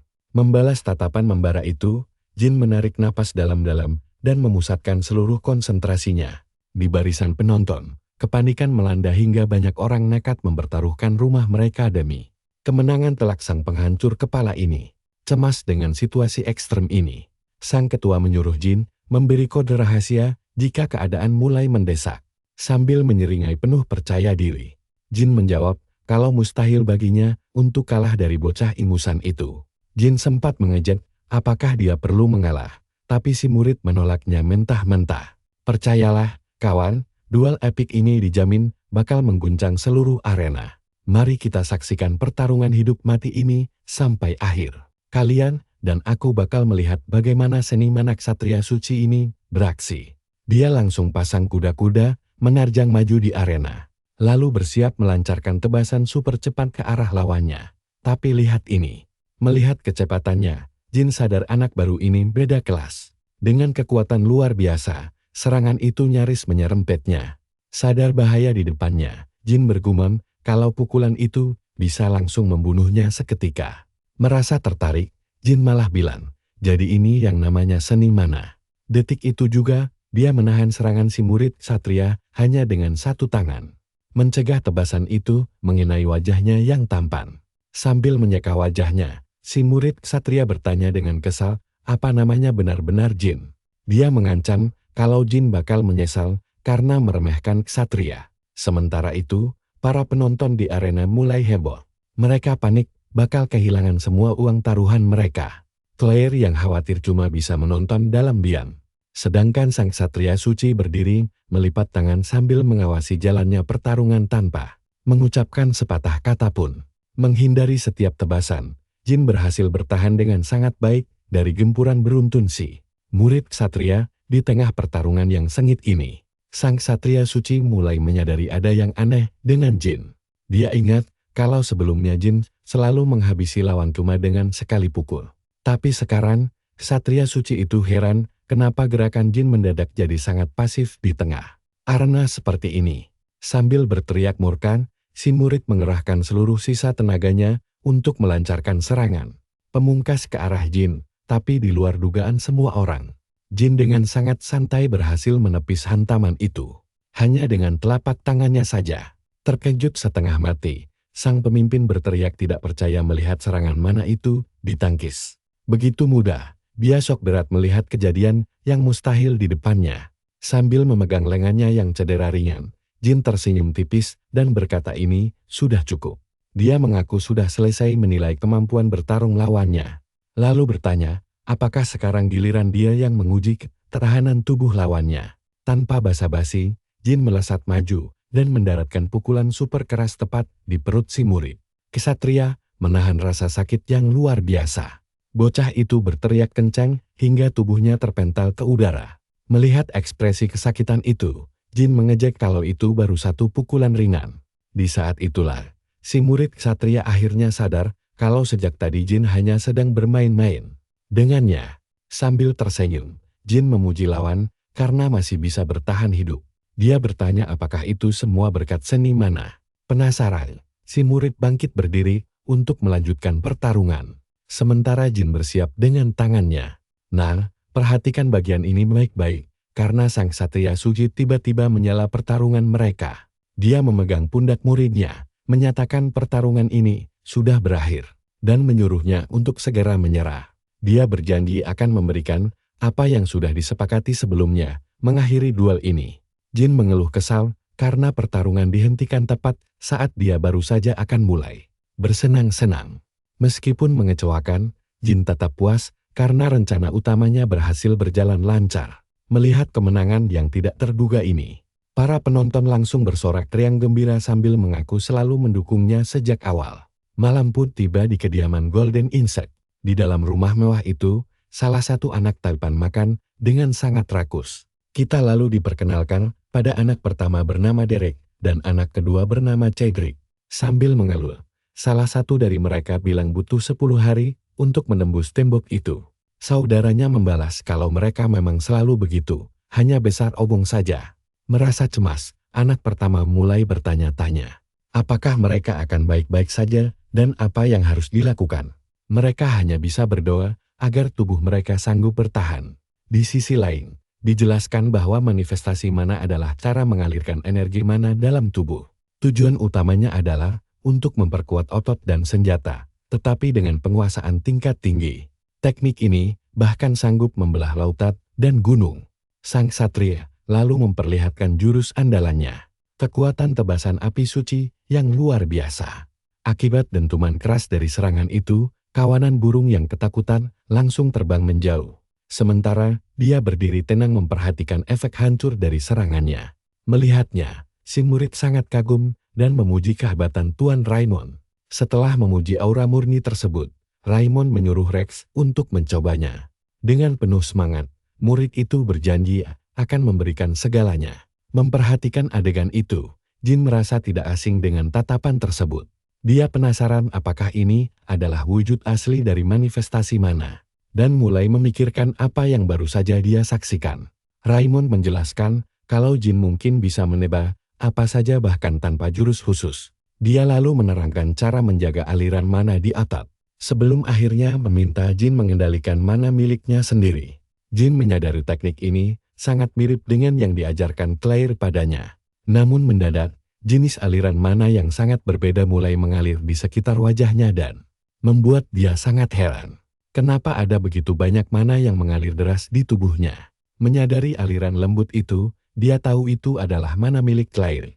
Tetapi setelah itu energi gelap yang menyeramkan mulai keluar. Sang Ksatria menyuruhnya mengalirkan mana secara perlahan sambil menggerakkan tubuhnya sedikit demi sedikit. Namun tiba-tiba, Ksatria itu dibuat terkejut melihat luapan energi asing yang bangkit dari tubuh Jin.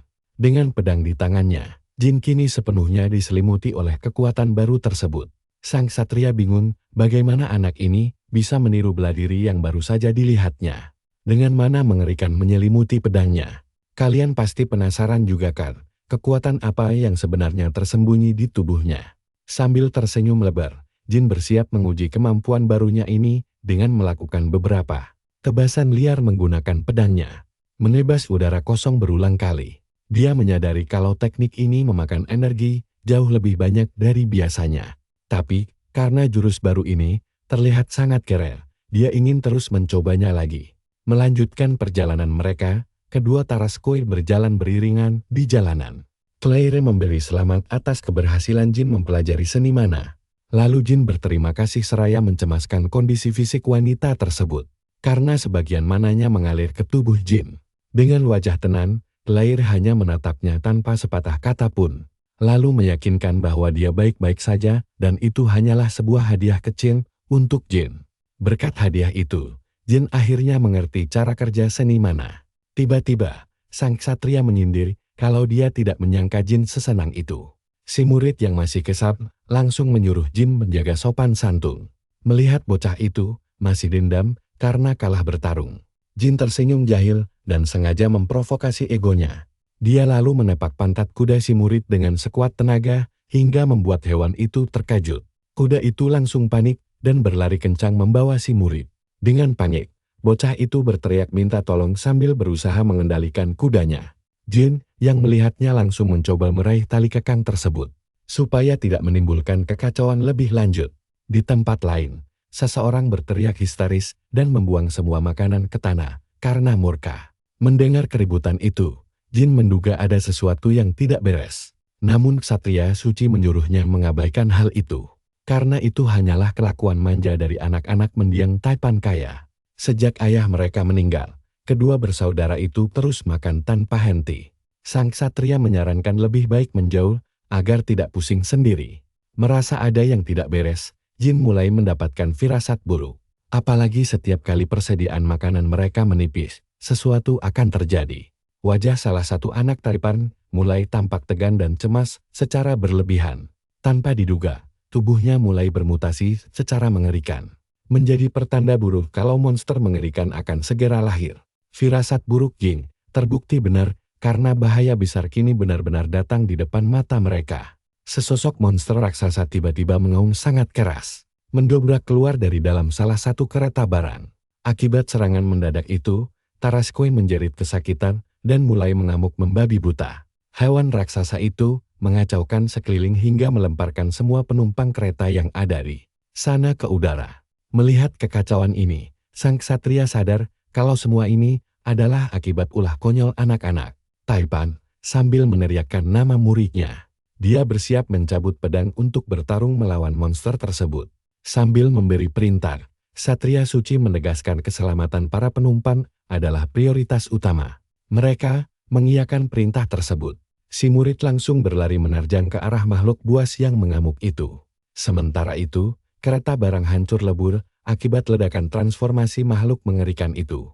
Seluruh barang bawaan mereka terlempar ke udara. Lalu sang monster memperlihatkan wujud iblisnya yang sangat menjijikkan. Nah, kalian dan aku bakal tahu apakah Jin sanggup mengatasinya di babak selanjutnya. Setelah Claire menjelaskan kalau manusia ini berubah jadi monster akibat luapan energi karma buruk. Kalian dan saya bakal masuk ke cerita gila ini. Dia mengonfirmasi monster itu manusia iblis. Dengan jurusnya, Ksatria kita langsung melompat dari kudanya untuk menyerang. Sekali tebas, monster itu langsung terbelah menjadi dua bagian. Serangan telak yang langsung mengakhiri ancaman itu seketika. Tapi tiba-tiba, Ksatria itu berteriak dengan sangat panik memanggil sang murid. Si murid malang terkena serangan brutal dan berteriak kesakitan akibat hantaman tentakel monster. Dengan gerakan cepat, sang ksatria langsung menebas tentakel yang melilit tubuh muridnya itu. Biar sudah terpotong, tentakel monster itu masih saja menggeliat di tanah. Bahkan, dengan mulut di tengahnya, makhluk ini mulai beregenerasi dengan cepat. Sang ksatria pun berteriak memperingatkan. Ksatria itu memperingatkan kemampuan regenerasi monster itu dan menyuruhnya menunggu. Tapi saat bersiap, sang murid malah dikejutkan oleh monster lain yang jauh lebih besar dan mengerikan. Tiba-tiba, muridnya langsung ditelan bulat-bulat. Sambil berteriak, ksatria itu berlari menyelamatkannya. Begitu melihat luka parah itu, dia sadar betul betapa kritisnya kondisi sang murid sekarang. Melihat kekacauan ini, Jin dan kelompoknya terkejut setengah mati. Raimon langsung mengumpat marah dan bersiap menyerang balik. Dia mengayunkan pedangnya, menebas monster itu dengan sangat kuat.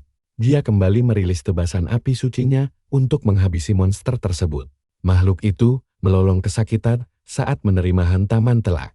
Dengan putus asa, ksatria itu mencoba menarik muridnya keluar. Dia berteriak menyuruh muridnya bertahan, berjanji akan menyelamatkannya apapun taruhannya. Dia meminta sang murid agar tidak menyerah begitu saja dan terus berjuang demi bertahan hidup. Dengan tatapan serius, Jin bersiap maju membantu pertempuran. Tiba-tiba, puluhan tentakel melesat cepat ke arah sang ksatria. Tanpa ragu, Jin melompat ke depan untuk melindunginya. Perhatikan bagian ini dengan gerakan kilat. Jin melampar sang ksatria ke samping demi menyelamatkannya. Akibat hempasan keras itu, ksatria suci terkapar di tanah, membuat yang lain panik. Mereka berteriak histeris mengira ksatria suci telah kalah. Sambil mengaum, monster itu beregenerasi dan berubah wujud menjadi jauh lebih menjijikkan. Menatap semua orang dengan mulut raksasanya. Jin berpikir kalau dia terus memakan inti monster, dia bisa bernasib sama gila seperti makhluk itu. Tapi sudahlah, Mencemaskannya sekarang tak akan menyelesaikan masalah apapun. Sambil menghindari serangan, dia menyadari sistem pencernaan monster ini luar biasa cepat.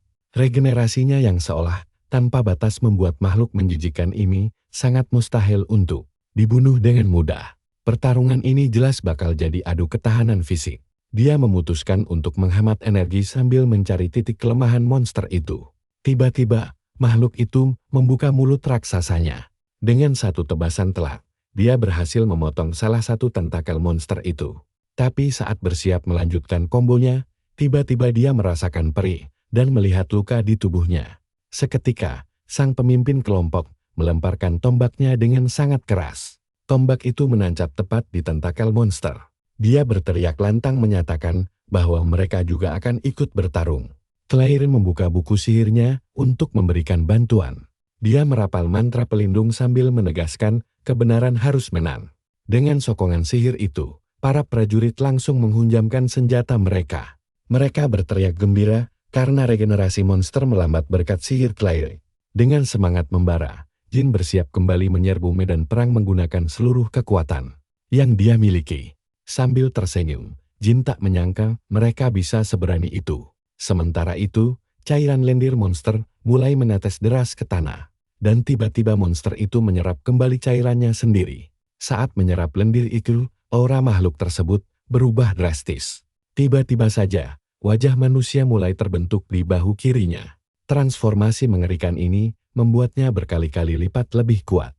Kalian pasti kaget, karena wajah itu ternyata anak-anak serangga emas. Tanpa menunggu lama, monster tersebut langsung menembakkan belasan tentakel tajam ke arah tentara bayaran.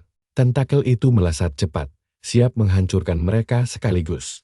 Sang pemimpin panik menyadari monster itu telah memulihkan seluruh tubuhnya. Kemudian, makhluk itu melemparkan potongan dagingnya ke udara. Sambil menerobos potongan daging itu, Jin maju menerjang kencang dengan pedangnya. Dengan tebasan secepat kilat, dia memotong lengan monster lalu melompati tubuh raksasa itu. Monster itu berteriak kesakitan saat wajahnya terkena hantaman telat Jin. Tapi Jin harus segera menahan serangan balasan yang liar, lalu melompat mundur untuk menjaga jarak aman. Dengan cemas sang pemimpin bertanya keadaan Jin, dan Jin meyakinkan dia baik-baik saja. Tapi sekarang mereka kebingungan karena monster itu makin kuat. Jin menegaskan mereka harus terus mencoba. Masalah utamanya adalah regenerasi gilanya. Tapi sang pemimpin menenangkannya karena mereka sudah paham pola serangan monster itu. Jin tersenyum dan berkata dia percaya penuh pada rencana sang ketua.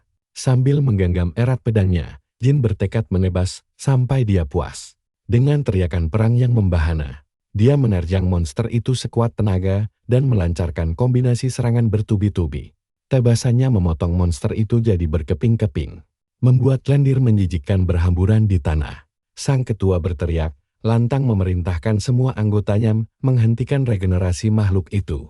Sekarang juga, dengan satu tusukan presisi, Jin menebas mata monster itu dan memberikan damage luar biasa. Monster itu melolong kesakitan, tubuhnya hancur berantakan. Saat itulah, Jin melihat letak inti utamanya. Sambil menatap dingin, Jin bersiap melepaskan serangan pamungkasnya. Dia bergumam bahwa riwayat makhluk ini telah tamat. Dengan sekali tusukan pedang, dia menghancurkan inti itu dan menyudahi pertempuran. Para tentara bayaran yang kelelahan bersorak merayakan kemenangan epik ini. Sementara Claire sibuk merawat luka sang satria suci. Tiba-tiba pecahan inti monster di tanah mulai bergerak sendiri. Pecahan itu berubah wujud menjadi makhluk-makhluk kecil yang melarikan diri ke hutan. Para prajurit tetap bersorak girang, membayangkan reputasi mereka bakal melonjak drastis setelah kemenangan besar ini. Saat melangkah keluar hutan, sang ketua memuji kerja sama tim mereka. Namun Jin hanya diam, menatap serius sisa-sisa tubuh monster di tanah, di mana salah satu intinya masih berdenyut pelan. Tiba-tiba, seorang prajurit muncul sambil berteriak gembira karena selamat. Tanpa disadari, dari kejauhan, sesosok wanita misterius sedang mengawasi mereka semua dengan saksama di balik bayang-bayang pohon. Dia berbisik sinis kalau anak-anak Taipan itu sama tak bergunanya dengan ayah mereka. Sambil menangis kecewa, dia meratapi ketidakmampuan mereka sebelum pandangannya tertuju pada Jin yang mendekati inti monster. Rasa penasarannya memuncak saat melihat Jin mengambil inti monster itu. Malamnya, sambil duduk santai di depan api unggun, Jin bersiap memakan salah satu inti koleksinya dengan tatapan penuh selidik. Tanpa ragu sedikit pun, dia langsung memasukkan benda menjijikkan itu ke mulutnya dan menelannya. Bulat-bulat, sambil memejamkan mata, dia mulai merasakan reaksi aneh menjalar di sekujur tubuhnya. Tiba-tiba, kilasan ingatan seorang pria yang diikat di meja muncul di kepalanya. Jin sadar ini memori seseorang, tapi entah milik siapa. Wanita dalam ingatan itu mengungkit kegagalan sang pria. Wanita dingin itu memperingatkan jika dia ingin tetap hidup, dia wajib menunjukkan hasil nyata dan membuktikan keistimewaannya. Sambil memegang botol ramuan misterius, dia ingin melihat apakah pria itu benar-benar layak. Dia menuangkan paksa cairan aneh itu ke mulut si pria yang langsung berteriak kesakitan saat tubuhnya mulai bermutasi. Begitu Jin tersadar kembali, dia sangat syok dengan memori mengerikan barusan. Kalian dan saya pasti bakal ikutan mual. Tubuh Jin gemetar hebat lalu dia memuntahkan semua makanan hutannya. Dengan panik, dia berlari menjauhi kamp dan kembali muntah-muntah di tanah. Rupanya, memakan inti monster sangat jarang memberi kekuatan, melainkan menyerap memori gelap mereka dengan efek samping menyiksa. Jin akhirnya tersadar kalau memori barusan adalah milik salah satu anak Taipan. Menghubungkan semua petunjuk, dia paham cairan itu berisi karma pemicu mutasi mereka. Jin mulai curiga, apakah wanita misterius itu adalah seorang pendeta kegelapan yang berbahaya.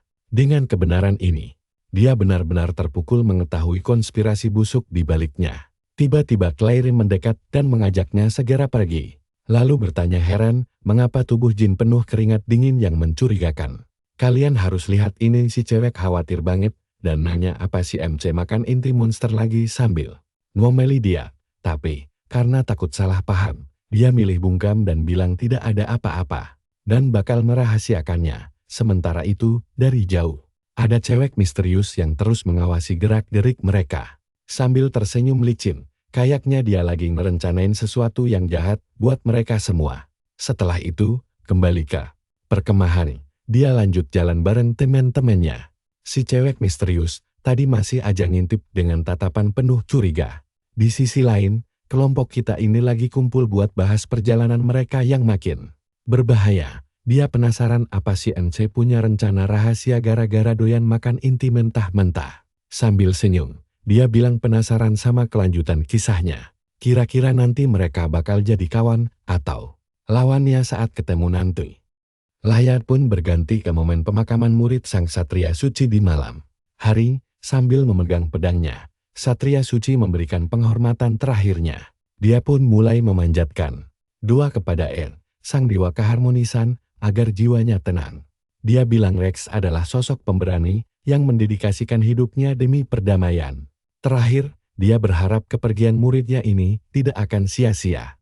Begitu mengingat duel kemarin, Jin merasa kasihan anak muda itu harus mati secepat ini. Tiba-tiba, sang satria menatap Jin dengan muka bingung dan penuh curiga. Mendadak dia esok melihat ada makhluk asing di atas sana. Sambil teriak hebat, dia menunjuk seekor serigala merah di tebing. Serigala itu menggeram tajam ke arah mereka. Lucunya, si ksatria malah langsung berlutut dan mengucap syukur bagai melihat dewa. Si MC yang bingung langsung nanya kenapa dia malah sujud begitu. Si ksatria ngejelasin kalau serigala merah itu adalah peliharaan kesayangan dewa. Dia mikir kedatangannya adalah tanda berkah. Padahal Jin tahu itu cuma anjing peliharaannya. Melihat si ksatria gak percaya, Jin langsung memanggil hewan itu. Dengan tampang serius, dia menyuruh si anjing kampung buat berhenti main-main dan buruan kemari. Ketakutan setengah mati, serigala itu langsung patuh pada. Nah, perhatikan baik-baik bagian ini. Si serigala langsung lompat dari tebing tinggi dan lari secepat kilat ke arah Jin. Begitu mendarat manja, si ksatria melongo kaget karena monster buas ini ternyata cuma peliharaan. Padahal monster mengerikan ini bahkan gak bisa dijinakkan oleh pasukannya sendiri.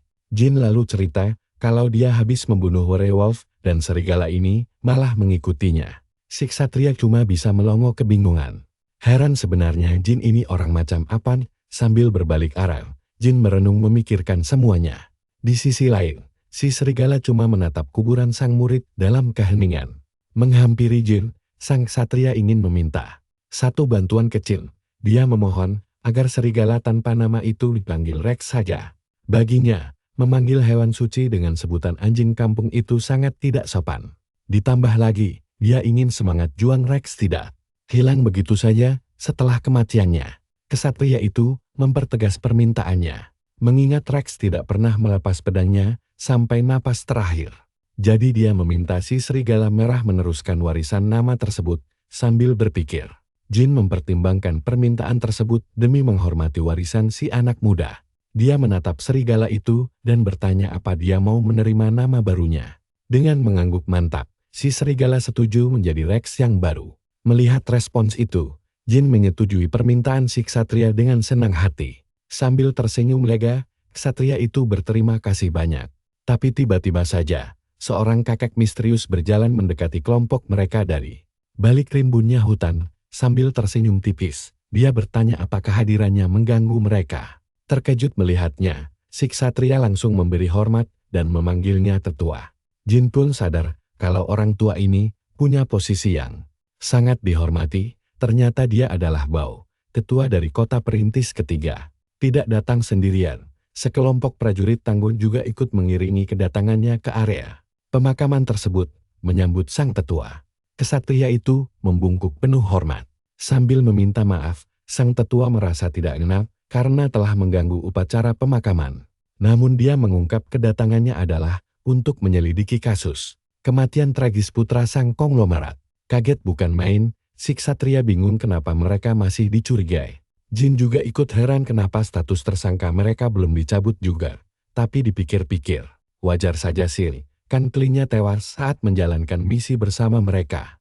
Kesatria itu protes dan nanya apa bukti kemarin masih kurang buat membersihkan nama mereka. Dengan muka serius, tetua menjawab buktinya sudah sangat cukup. Tapi misteri, bagaimana mereka bisa berubah jadi monster menjijikan, masih belum terpecahkan. Sambil melangkah maju, dia mencurigai ada campur tangan pendeta hitam di balik kasus ini. Dia pun menatap tajam ke arah Jin dan langsung menanyakan pendapatnya tentang situasi aneh ini. Kaget, Jin heran dari mana kakek ini tahu namanya. Dia lalu nanya balik apa si tetua menuduhnya sebagai pendeta hitam itu. Mendengar pertanyaan itu, sang tetua cuma diam membisu sambil menatap Jin dengan dingin. Layar pun berganti memperlihatkan arena Vritra di kota perintis ketiga yang tampak sepi sunyi. Tanpa ada tanda kehidupan, tetua itu berucap, "Mungkin kalian juga mikir hal yang sama. Orang kuat biasanya sudah terkenal sejak kecil. Tapi Jin ini tiba-tiba muncul entah dari mana dan langsung bikin gempar dengan kekuatan hebatnya yang mencurigakan. Dia selalu ada di tiap kejadian monster itu, makanya sang tetua curiga berat sama dia. Tapi Jin maklum saja sih dituduh begitu, secara dia kan memang bukan berasal dari dunia ini." Dengan wajah serius, Jin bersiap menjawab semua kecurigaan itu. Dia heran kenapa urusan ini malah berujung duel tanding. Si ksatria sempat membela kalau Jin baru selesai bertarung dan tidak dalam kondisi fit untuk duel. Tapi si kakak dengan entengnya menjawab, "Emang kui pikirin?" Dia sama sekali gak peduli dengan alasan itu. Sambil menatap dingin, dia menuntut kerja sama J dalam penyelidikan ini. Kesatria itu pun sadar kalau tetua ini memang egois banget. Jin bingung harus gimana. Gak mungkin kan dia asal hajar orang tua yang cuma salah paham. Lagian duel lawan kakek-kakek kan agak memalukan ya. Sambil tersenyum licik, si tetua tahu kalau Jin lagi banyak pikiran. Mengeluarkan aura bertarung yang dahsyat, dia bilang Jin gak usah meremehkan faktor umurnya. Sambil memasang kuda-kuda kokoh di arena, dia siap menunjukkan kekuatan aslinya dia. Menegaskan kalau posisinya sebagai tetua diraih murni karena keahlian bertarungnya. Kaget, Jin gak nyangka kalau si kakek punya gerakan secepat itu. Tanpa buang waktu, si kakek langsung merapal jurus andalannya. Dengan teknik bel raksasa, dia mendaratkan serangan telang ke arah Jin. Terkena hantaman keras itu, Jin berteriak kesakitan karena terpukul mundur dengan sangat hebat, hingga menabrak salah satu tiang obor di sana. Khawatir dengan keadaannya, sang ksatria berteriak memperingatkan Jin tentang kedahsyatan kekuatan. Si kakek dia menjelaskan kalau tetua ini adalah biksu terkuat di Gul Vritra. Si tetua pun menyuruh si ksatria diam dan tidak ikut campur dalam duel mereka. Bergerak super cepat, dia melanjutkan rangkaian serangannya yang bertubi-tubi. Dia bercanda bisa saja lepas kendali kalau merasa cemburu. Dengan satu pukulan kilat, dia menghantam perut Jin dengan sangat keras. Tapi tak disangka Jin berhasil menangkap pukulan maut itu dengan satu tangannya. Terkejut setengah mati, si kakek heran bagaimana bisa bocah ini menahan serangannya tanpa senjata. Di saat bersamaan, Jin sadar kalau pukulan barusan mengenai bekas luka serangan monster kemarin. Tapi anehnya, dia menyadari seluruh tubuhnya kini sudah sembuh total tanpa bekas. Padahal luka parah akibat monster itu harusnya butuh waktu minimal 2 minggu untuk sembuh. Sembari bertarung, dia teringat lukanya yang mendadak hilang tanpa jejak. Bahkan rasa sakit dari pukulan si kakek barusan juga langsung menguap begitu saja. Dengan heran, dia menebak apa ini efek dari kemampuan regenerasi monster setelah dia memakan intinya kemarin. Sambil nyengir lebar, dia merasa ini keberuntungan yang luar biasa. Kembali fokus berduaan, dia mulai saling bertukar pukulan sengit dengan si kakek. Sang tetua heran kenapa Jin sama sekali tidak terlihat terluka dan malah makin bersemangat. Si kakek bilang dia ingin lanjut bertarung. Tapi dia harus membatasi diri agar duelnya tidak kelewat batas. Setelah memastikan rumor kekuatan Jin benar, dia bersiap lanjut ke tahap berikutnya. Jin penasaran apa maksudnya. Sementara si kakek mulai merapal mantra baru. Mengaktifkan skill andalannya, dia berniat menggunakan mata batin. Dengan simbol yang menyala di dahi, si kakek menatap Jin tajam menggunakan kemampuan itu. Dia menjelaskan kalau dia merelakan penglihatannya demi membangkitkan mata ketiga. Ini konon mata batin tersebut bisa melihat esensi jiwa terdalam seseorang. Dengan mata itu, dia ingin membuktikan apa Jin seorang pendeta hitam. Namun tiba-tiba, bayangan monster serangga raksasa yang mengerikan muncul di benak sang tetua. Makhluk itu bersiap menyerang dengan menghilangkan keempat cakar besarnya. Banyaknya mata monster itu memancarkan aura kegelapan yang sangat pekat dan menakutkan. Mengusir bayangan mengerikan itu, si tetua menyuruh Jin menjauh darinya. Kaget dengan reaksi itu, Jin mundur perlahan sambil bingung dengan apa yang baru terjadi dengan simbol yang bersinar terang. Si kakek terjebak di dunia mentalnya sendiri. Tiba-tiba dia dikepung oleh banyak iblis hitam yang mengerikan. Ketakutan setengah mati, dia mundur gemetaran menghindari penglihatan gila itu. Nah, bagaimana nasibnya nanti? Kita tunggu kelanjutannya. Kalian harus dengerin ini dulu. Jin panik setengah mati pas kakek tua ini mendadak ngeblank karena trauma mental mengerikan yang belum pernah dia lihat sebelumnya, sekaligus membuktikan kalau pemuda ini bukanlah pendeta sesat. Karena cemas, Jin terus memanggil kakek itu untuk memastikan kondisinya. Sambil membungkuk meminta maaf atas sikap kurang sopannya. Si kakek akhirnya mengaku ingin menyewa jasa Jin untuk membasmi para pendeta kegelapan. Saat itulah, sesosok wanita misterius mendekat dan langsung mencuri perhatian Jin. Sambil melangkah maju dan menyapa dengan ramah, dia memperkenalkan dirinya sebagai Cindi, putri bungsu dari faksi Serangga Emas. Sembari menembus hutan lebat, mereka melanjutkan perjalanan untuk mengungkap misteri ini. Cindi menjelaskan kalau ini bukanlah pertama kalinya monster-monster mengerikan seperti itu meneror wilayah sekitar sini. Belakangan ini, banyak warga di kota perintis ketiga mendadak berubah jadi monster. Di tengah kecemasan akan kontaminasi hutan yang kian parah, Jin tiba-tiba menyadari ada keanehan di depan sana dan langsung berhenti. Begitu mendekat, mereka melihat makhluk aneh di tengah hutan sedang dikeroyok oleh sekelompok orang bertopeng misterius. Ternyata monster itu adalah inti kelah dimensi yang menyebarkan racun kontaminasi ke sekelilingnya. Di satu sisi, para pendeta berdoa khusyuk demi menyucikan tanah kutukan ini dari bahaya yang mengintai. Namun di sisi lain, orang-orang bertopeng terus membombardir monster tersebut menggunakan senjata mereka tanpa ampun. Mereka menembakkan cairan misterius demi melenyapkan monster itu secepat mungkin. Jin langsung berpikir kalau proses penyucian inti kelah seperti ini adalah kejadian yang sangat tidak biasa. Dia lantas bertanya bukankah kekuatan karma seharusnya melemah seiring jarak yang menjauh. Begitu kecurigaannya terkonfirmasi lewat anggukan kepala Cindi, Jin sadar ada konspirasi aneh yang sedang terjadi. Cindi menegaskan ada dalang di balik semua kekacauan ini. Jin pun menduga pelakunya adalah sekte pendeta kegelapan. Sementara monster-monster yang terus bertambah jelas mengancam keselamatan kota. Dengan wajah cemas, si kakek takut skenario terburuknya adalah seluruh kota bakal hancur termakan Kontaminasi, itulah alasan utama mereka mati-matian melacak lokasi markas rahasia para pendeta sesat itu. Nah, perhatikan baik-baik bagian ini. Karena si kakek mulai menawarkan misi berbahaya kepada jin untuk bergabung dalam operasi pembasmian besar-besaran 2 minggu lagi. Jin langsung paham kalau ini adalah rencana mereka sejak awal. Permintaan langsung dari Tetua Bo dan Cindi sang pewaris tunggal konglomerat membuat Jin tersenyum, menyadari betapa pentingnya posisinya sekarang. Dia merasa kemampuannya mulai diakui secara luas. Sementara itu, perjalanan pulang berlanjut dan Claire langsung menyambut mereka dengan cemas. Karena mengira sesuatu yang buruk telah terjadi. Claire memperingatkan kalau dituduh jadi sekte sesat, mereka bisa disiksa habis-habisan. Jin yang membayangkannya pun merinding nyeri. Sebelum akhirnya mereka bersorak gembira saat tiba di gerbang kota baru. Menatap pemandangan megah di hadapannya, Jin terpana melihat Yurgis. Sebuah kota berbenteng raksasa yang dikenal sebagai tempat paling aman dan tak tertembus di dunia.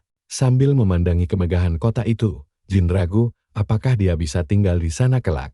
Tapi dia memutuskan untuk istirahat dan berkemah malam ini. Melihat raut lelah sang ksatria, Jin mengusulkan agar mereka semua berhenti sejenak untuk memulihkan tenaga sebelum melanjutkan perjalanan panjang yang melelahkan. Karena kelelahan, rombongan akhirnya berkemah di dekat Tarascoy. Sang ketua kelompok menanyakan apakah Jin hendak menuju kota perintis ketiga. Menyadari kalau setiap petualang punya jalan hidup masing-masing, Jin mengiyakan lalu bertanya apa rencana mereka setelah misi selesai. Sambil tertawa, sang ketua berniat untuk minum bir sepuasnya. Lalu menoleh ke arah Claire untuk menanyakan tujuannya. Gadis itu menjawab ingin mencari pekerjaan sampingan demi mengumpulkan uang. Jin kebingungan mengapa upah kemarin dirasa kurang. Lalu bertanya untuk apa dia membutuhkan dana yang begitu besar. Claire curhat walau dia seorang penyihir, pengetahuannya masih sangat dasar. Meski bisa bertahan hidup, dia bermimpi mempelajari sihir tingkat tinggi dan harus menabung demi masuk ke menara sihir legendaris. Mendengar itu, Jin menganggap menara sihir mirip seperti universitas. Setelah merenung sejenak, dia memutuskan memberi kejutan manis dan berdiri tepat di depan Claire untuk memberinya hadiah. Kalian juga pasti bakal ikutan baper saat melihat Jin menyodorkan sekantong penuh koin emas, melimpah demi membantu impian gadis itu ke menara sihir. Sampai-sampai Claire merasa tidak enak menerimanya. Namun Jin beralasan ini bukanlah pemberian gratis, melainkan pelunasan utang budi. Sang ketua kelompok sampai melongo tak percaya melihat kemurahan hati pemuda tersebut.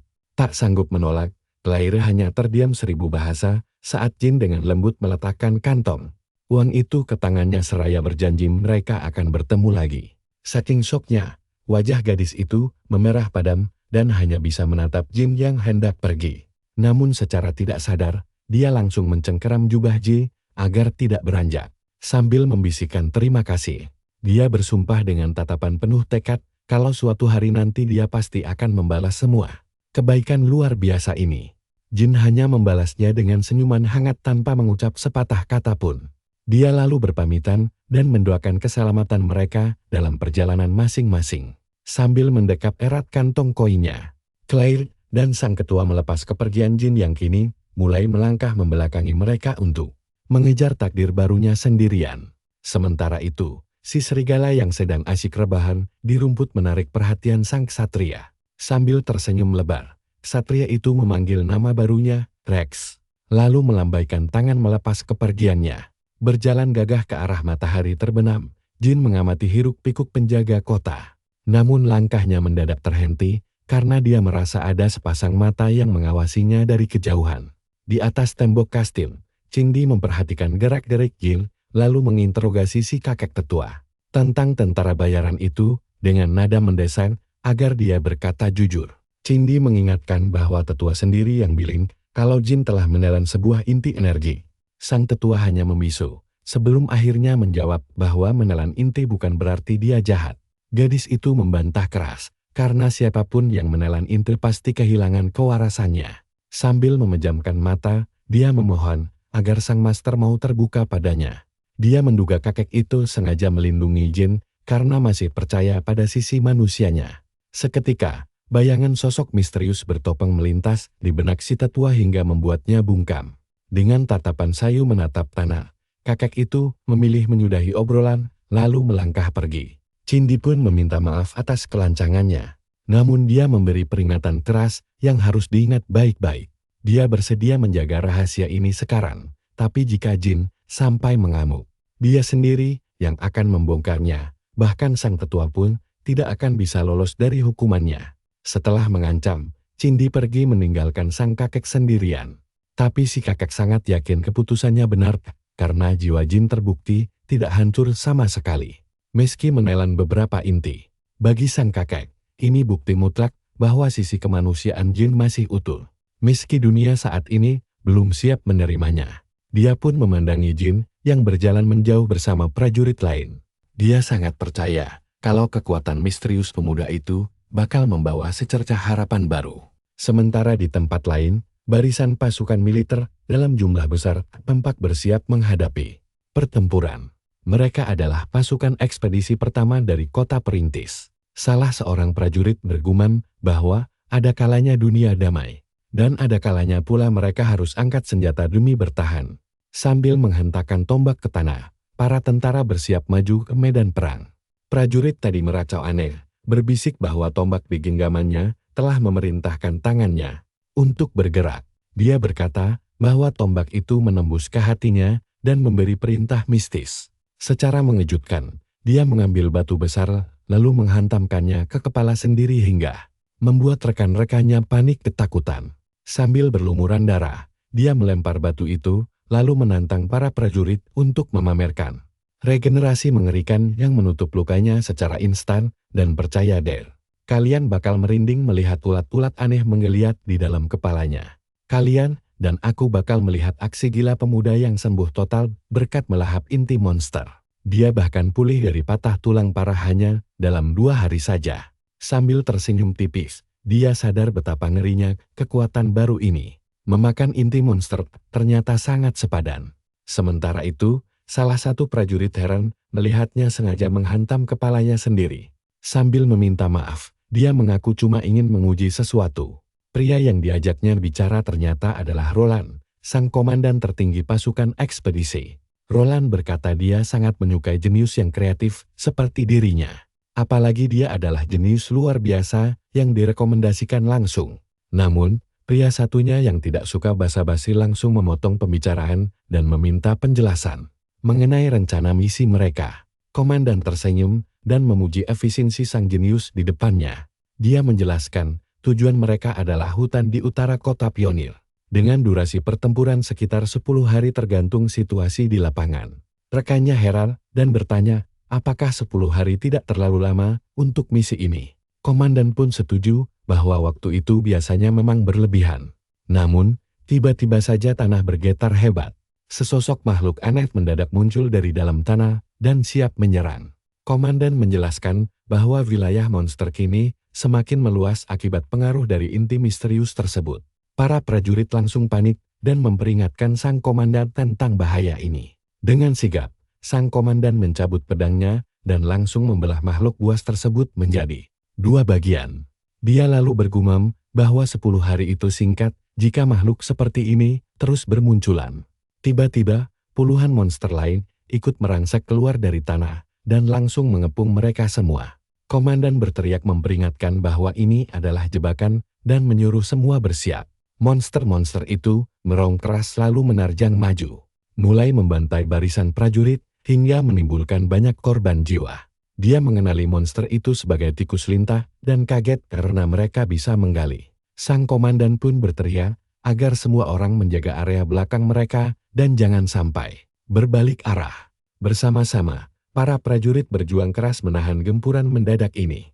Di tengah kekacauan, komandan melihat Jin malah berdiri diam tanpa bergerak, lalu berteriak memperingatkannya agar segera menghindar. Namun semua sudah terlambat, komandan hanya bisa melotot ngeri melihat Jin yang sengaja membiarkan dirinya dikepung rapat oleh kerumunan tikus lintah buas yang siap mengoyak tubuhnya. Nah, perhatikan baik-baik bagian ini, karena tikus-tikus itu mulai mencengkeramnya erat. Komandan yang panik pun berteriak kencang, menanyakan apakah dia sudah gila karena membiarkan dirinya ditangkap. Menggunakan belati kecil, Jin mulai menusuk balik monster yang menindihnya. Bukan cuma menyerang, dia bahkan mulai menggigit dan mengunyah monster itu hidup-hidup di tengah gigitan taring mereka. Dia penasaran apakah dia bisa mewarisi kemampuan menggali jika memakan mereka. Baginya, monster iblis ini bukan lagi ancaman, melainkan makanan lezat. Dia pun bersiap menyerap kekuatan dari intinya. Tanpa ragu sedikit pun, dia mulai menelan habis inti-inti monster itu satu persatu. Dengan memakannya, ada peluang untuk mendapatkan kemampuan mereka. Inilah rahasia besarnya bertahan hidup selama 12 tahun. Wade wajah berlumuran darah. Dia bersiap melanjutkan pestanya. Dia merasa mulai kenyang setelah melahap sekitar 40 inti monster.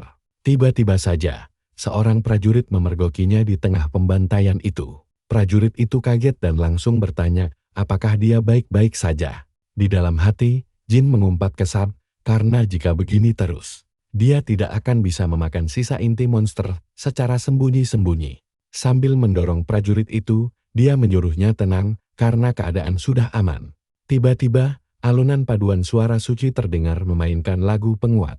Komandan beserta para musisinya mulai memainkan instrumen mereka dengan fokus. Sambil tersenyum, Komandan Gesit memainkan biolanya untuk mendongkrak kekuatan para prajurit. Berkat melodi magis itu, seluruh pasukan berteriak gembira karena merasa energi tempur mereka mendadak meluap-luap. Jin menyadari bahwa ketahanan dan pertahanan para prajurit meningkat drastis. Dia sempat terkejut karena mengira komandan adalah seorang pendekar pedang. Padahal sebenarnya dia adalah tipe pendukung. Salah satu prajurit berteriak, lantang menyerukan seluruh pasukan untuk bersiap menyerang balik. Malam pun tiba, dan cahaya bulan purnama menerangi area perkemahan para prajurit yang kelelahan. Di tengah tumpukan jasad monster, seorang prajurit menyuruh semua orang berkumpul untuk menghitung jumlah buruan. Hasil hitungan ini nantinya akan menentukan besar hadiah yang bakal mereka terima. Kalian pasti mikir hal yang sama denganku. Kenapa dia malah menggali tanah dengan tangannya? Ternyata dia frustrasi karena gagal mendapatkan kemampuan menggali dari monster lintah tadi. Komandan datang bertanya, apakah dia baik-baik saja? Dan Jin meminta maaf karena telah membuat khawatir. Dia memuji pertempuran tadi sangat hebat, hingga dia mengira ajalnya sudah dekat. Komandan tersenyum dan berkata bahwa hasil buruan Jin sudah membuktikan segalanya. Dia mendengar bahwa Jin berhasil membantai 267 tikus lintah sendirian. Padahal prajurit biasa paling banyak cuma 5. Komandan memujinya sebagai seorang jenius sejati. Jin berpikir, jika dia tidak melahap inti monster tadi, situasinya pasti akan kacau. Dengan bingung, dia lalu bertanya, apakah komandan benar-benar seorang pendukung? Komandan balik bertanya, apakah Jin meremehkan kelas pendukung? Tapi Jin langsung membantahnya. Dia hanya mengira sang komandan lebih menyukai gaya bertarung kasar yang mengandalkan kekuatan fisik semata. Sambil tersipu malu, komandan mengakui bahwa analisis Jin sangat tepat sasaran.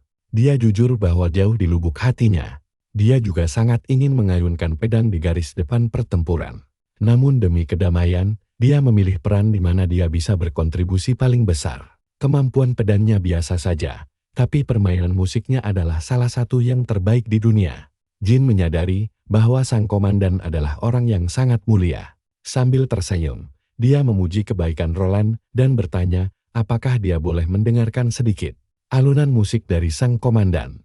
Di bawah kibaran bendera aliansi, pasukan melanjutkan perjalanan seminggu kemudian. Mereka terus merangsek masuk ke dalam hutan monster yang berbahaya, sambil menghancurkan setiap inti celah dimensi yang mereka temui. Dalam rapat, mereka mendiskusikan monster lebih kuat yang akan dihadapi. Bukannya takut, para prajurit malah semakin bersemangat. Tiba-tiba, segerombolan goblin muncul menyerang pasukan dengan beringas. Dengan sekali tebas, Jin langsung memenggal kepala salah satu goblin. Tak lama kemudian, seekor monster kelinci menghadangnya, dan dia pun bersiap untuk menghabisi makhluk tersebut dengan cepat. Tebasan presisinya berhasil merobohkan monster kelinci itu seketika. Jin buru-buru memakan intinya demi mendapatkan kemampuan barunya. Namun dia harus menelan kekecewaan karena usahanya kembali gagal total. Sang komandan memperhatikan bahwa Jin selalu membereskan semua monster sendirian tanpa bantuan. Sambil menghela napas panjang, komandan akhirnya bergabung dengan yang lain untuk membahas situasi saat ini. Seorang kesatria mengeluh, karena merasa dipermalukan oleh tentara bayaran seperti Jin. Yang lain juga protes karena prajurit biasa jadi terlalu santai tapi tetap mendapat hadiah. Cuma-cuma. Tapi komandan menganggap ini bagus karena tidak ada yang terluka. Mereka harus memanfaatkan waktu untuk beristirahat sebelum pertempuran di ngarai sempitnan. Berbahaya yang ada di depan. Setibanya di sana, mereka melihat beberapa orang berjaga di atas pilar batu. Orang-orang itu cemas dan bertanya-tanya, apakah pasukan aliansi datang untuk menyerang markas. Rahasia mereka. Sang wanita menyahut bahwa wajar saja jika markas mereka ketahuan karena banyaknya inti monster yang berserakan. Dia yakin si bungsu kesayangan mereka pasti sudah meramalkan skenario ini. Sambil tersenyum tipis, dia yakin sosok terpilih tidak mungkin sepayah itu. Di bawah, seorang pria misterius mengawasi para pendeta ke-8 dan menenangkan mereka bahwa bertahan jauh lebih menguntungkan. Dia tersenyum licik, merasa reaksi musuh hanya sedikit lebih cepat dari dugaan. Dia menjamin rencana besar ke-8 mereka tidak akan bisa diganggu-gugat oleh siapapun. Sementara di luar,